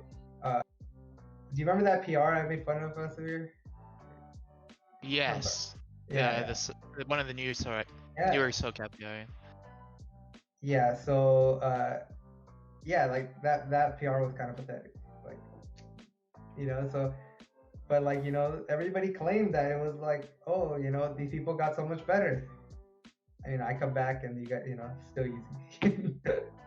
but well, I mean, I do think that players may be getting better, but you may be so far ahead of them. You may not be able to see, But yeah, being rusty, I think I always say a really frustrating part about being rusty though is like you kind of lose all your secondaries, and practicing my secondaries it's hard. like your main will still kind of look like how you played, even if you're really really bad at doing it. But like, I try to play Mewtwo. I used to be pretty decent at Mewtwo. Garbage. Like, just hit characters here and there. But like everybody just needs to practice a little bit more. People don't value labbing enough. Everybody values like playing a lot. But if you're stagnating, you have to hit the lab because you kind of have to like get through the hurdle. You can't just keep doing the same thing. Yeah. I think that's definitely going to be my biggest takeaway from this is if you want to get better, hit the lab a little bit more. Because I think you're right. That's something that a lot of people don't do. They want to get more games in, but not many people go back to the lab to practice, their bread and butter stuff, all that technical stuff. And it's so boring. I cannot stress enough how boring it is. But I bet. I go into training room and like hit like 50 to 100 L cancels, and then like so I play Wario, I'll do like 50 to 100 like edge cancels, and then some ledge dashes, some dacuses. I'll practice like there's like an angle of Wario's up B that's a little harder to hit. Like I'll practice that. It's like even though I hit most of it, like I feel like if I stopped doing that, like I would just get worse, and like I wouldn't be able to rely on my consistency because game 5 last stock, I'm perfectly comfortable ledge dashing, you know, and that's where like ledges are made. In the last game, last stock, you need to hit the ledge dash to win, and you hit it. That like you just have to be able to like practice so much that you can rely on you doing things that might kill you, or if you're not clean, you die. Like you can do it clean even if you're nervous because you practice it so much. Yeah. So yeah. Think unless either of us have any more questions for Sosa, we might just open it up to the chat now, right? Yeah, I think we are going to open it up to the chat. If you guys have any questions for Sosa, you can drop them for the next 5 minutes or so, and we'll ask him and he'll answer. So yeah, just let us know. I think real quick, I just want to kind of see you put your money where your mouth is, Sosa, and go back to a big tournament and kick butt. Like out of the West Coasters, I'm not really afraid of anybody except maybe Thunders, and then out of the East Coast, like they're the ones to beat, to be honest. I just want to see it. I want to see it happen. Is what I'm saying. Yeah, there's no way I do like bad at tournament. It just won't happen. So, Lordy has a general question. I'd say, does your brother play PM and who does he main? I think a lot of people can answer that, but I'll let you answer. Yeah, my brother plays Project M. He goes by Tech Blank. He was like top 10 at some point. He plays serious too. Yeah. He was my practice partner for like a long time because like we just played every day, and like since he was top 10, I was top 10. You just get better. And then Bert is asking, what do you think of Fashoom's DDD? You guys are kind of ass for losing a DDD. I'll give you a little bit of a leeway, Severe, because that matchup is hard, and I tried it, and it was really hard. But like, you guys are losing to matchup inexperience. He's a good player, don't get me wrong, but a lot of you guys are losing to matchup inexperience. But he's good. He's creative. Character sucks, so he's not gonna make it far in tournament. And then Ivayne's asking, when are we money matching Falco Wario? When I see you on land, like. That's a fair answer. Yeah, that's a fair answer. So Sing wants to know about Fox versus Wario. I think Fox wins it like pretty handedly. I wouldn't say it's like unwinnable for Wario, but like Wario has to play ridiculously lame to deal with Fox's stuff. Getting Wave Shine across the stage is just like way too good against Wario. But more than winnable for Wario, but it's probably one of his like bad matchups that's like on the worst side. And then I don't know exactly what the context of Bird's question is, but he says, what do you think of the other teams we're up against, Sosa? I'm not sure exactly. Bird, as long as you don't suicide, we will win. We're both sober. They're gonna be fucked up. We got this. Yeah, I have no idea what you guys are talking about. No, but no as long as Bird's happy here, I'm happy. Yeah, does anyone have any final other question? Any other questions? But yeah, like hopefully, like Soka doesn't really get mad at me for this. I'm just kind of trying to motivate them to get better. But I mean, I also understand that the game's kind of like, a more for fun thing at this point. So I get it. People don't take it too seriously. But especially on netplay. Yeah, but like like losing like Nezergy kind of sucks. Like losing, players here and there. IPK, Venom, Mock, stuff like that. It sucks. Hey, well, maybe Uh, we'll see the return of Nezuji once Land comes back, but who knows? Yeah, I mean, we'll just see how things go from here. I don't think there's any other questions in the chat, so I'm just gonna let you then sign off, Sosa. If there's any shout outs or you want to plug something, go ahead and do that. Follow me on Twitter, SoCal So Savage. You know, for the Accurate. latest, thing of what's on my mind. uh, Shout out to my boys in Operation Plus. You know, Yeah. that's where I practice mostly with Severe, Pineapple, Clavers, a few others. But yeah, it was fun. Yeah, Hopefully, I and get to see everybody soon. yeah, we've enjoyed having you on, Sosa. Thanks so much for coming on. Wait, one last thing. Yeah. Stango, I'm gonna need you to not to choke in tournaments so you can get to me. Heard choke. But anyways, Okay. But yeah, thanks so much for coming on, Sosa. I think right now we're going to just swap over to me and Robert and have you hop out.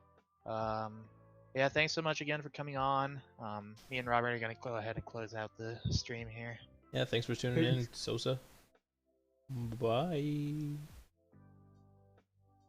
Okay. So There we go. yeah. So that was fun. I really enjoyed this first episode of the podcast. I don't know what your thoughts were on it, Robert. I thought it was really enjoyable. Yeah, I'm very happy with how it's gone today. I'm glad we got to have so many guests and so many topics to talk about. I'm excited for what ideas either we may come up with or other people may give to us in the future. Feel free to let us know what other topics you guys want to hear, any other guests you might want on the show. If you would like to be a guest on the show, let us know. We can make it happen. Yeah, I mean, as long as you have a topic that, you're willing to really explore and talk about with us for, 30-ish minutes, we're down to have anyone really come on the podcast. We're planning to do these probably every other week. So the next one, we're probably aiming for 2 weeks from today. Obviously, we'll update on Twitter and stuff as that goes. But yeah, I mean, other than that, we kind of reserve this time at the end if anyone has any questions for us. To get us started, one of the questions we got on Twitter was about Fashump as well. Whether he's the sickest DDD or only sick DDD. I'm gonna let you start on this, Robert. All I have to say on that question is why not both?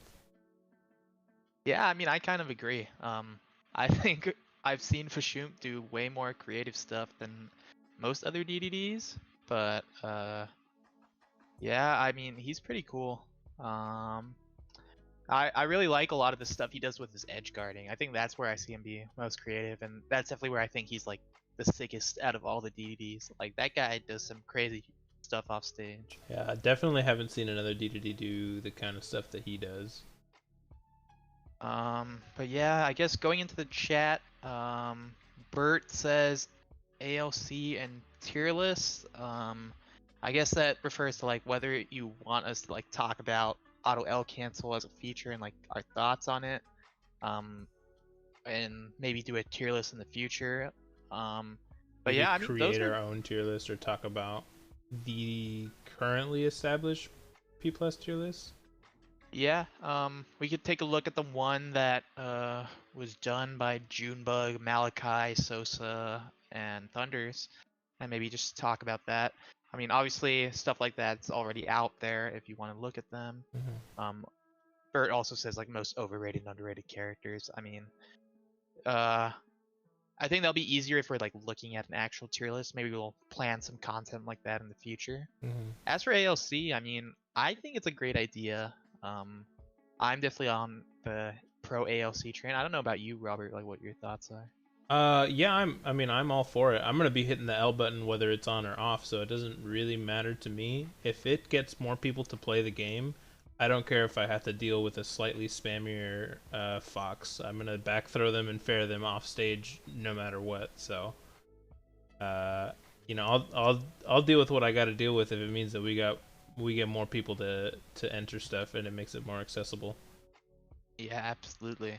I think big real quick, I think this next WNF I'm gonna host on Wednesday. I will make with ALC on, but we'll see how. I mean, I can't really enforce it, but I'm gonna try and make it more publicly known, I guess. Yeah. Just to give it a try. Yeah, I mean, whatever gets more new people in the game. I mean, I'm always happy to see when new people come. Big Large asks, when are we having Karm on? That is a conversation that's yet to happen, but I mean, I'm all open to it if Karm wants to come on at some point, as long as he, gives us a topic that he's willing to flesh out a little bit. Yeah, I'd love to have Karm on. The more LG, the merrier. Yeah, absolutely. Any other questions? Yeah, I guess. Dango says he'd want to come on maybe to give a section about doubles and stuff. I think that could be interesting as well. I mean, that'd be cool. Yeah, but if you guys have any other questions, I mean, we'll be up for another few minutes. We can, I guess, plug the YouTube. There aren't any uploads there yet, but let me get the link to drop in the chat. For where this podcast is going to be uploaded and where we may put some other, content between me and Robert. Yeah. Let me just drop that here. I will probably try and get that uploaded maybe tonight, maybe definitely within the week. It'll be up there in its entirety. If you missed anything, if you want to rewatch anything, if you want to leave any comments there, that'd be super helpful. Yeah, I also plan on just putting out a thread on Twitter, just for people to give feedback on what they thought and what they'd like to see from us and what we could do to improve this experience. But yeah, I mean, I guess I'll leave another minute or so if people have any questions. Otherwise, really enjoyed it. Yeah, it's been a lot of fun. It's been a pleasure, Severe. I'm really glad that we went through with this. And I mean, I don't want to take all the credit for this because this was definitely your idea, and that's what started it. But it's been a lot of fun. Yeah, absolutely. And I mean, I think the PM community needs a little bit of more content that's just talking about the game rather than just tournament sets, Yeah.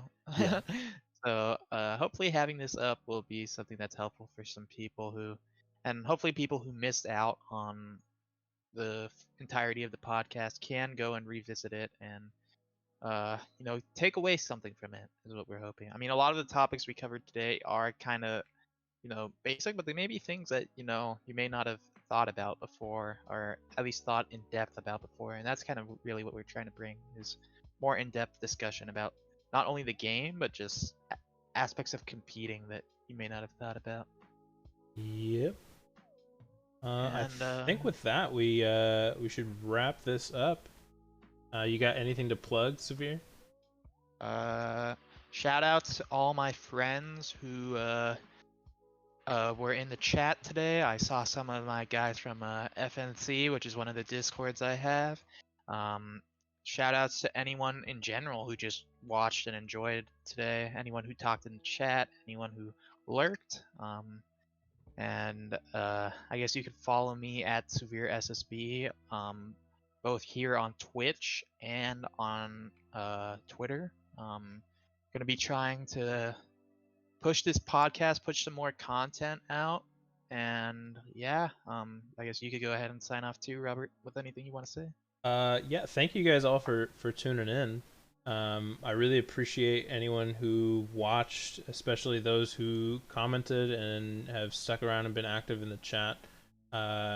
Thank you, everyone, every single person who's watched. Thank you to those who followed, and thank you to the 2 subs we got today.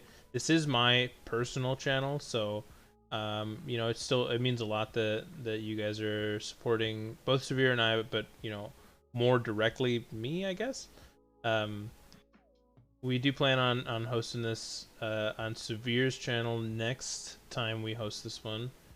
Yeah, it should be in about 2 weeks here, so stay tuned. I mean, we've really hoped that what we put together was a good time for you all, and we appreciate everyone who's around. But I guess we'll sign off there. Yeah. Shout outs to Lon Lon Ranch.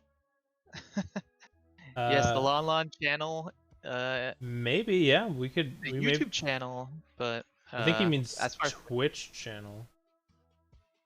yeah, we may see it in the future, but we'll talk about stuff like that. We'll Yeah, see. we'll think But- about it. We'll see how this goes. But yeah, thanks for tuning in, everyone. It's been a pleasure. I hope you guys all have a good night. Peace. Peace.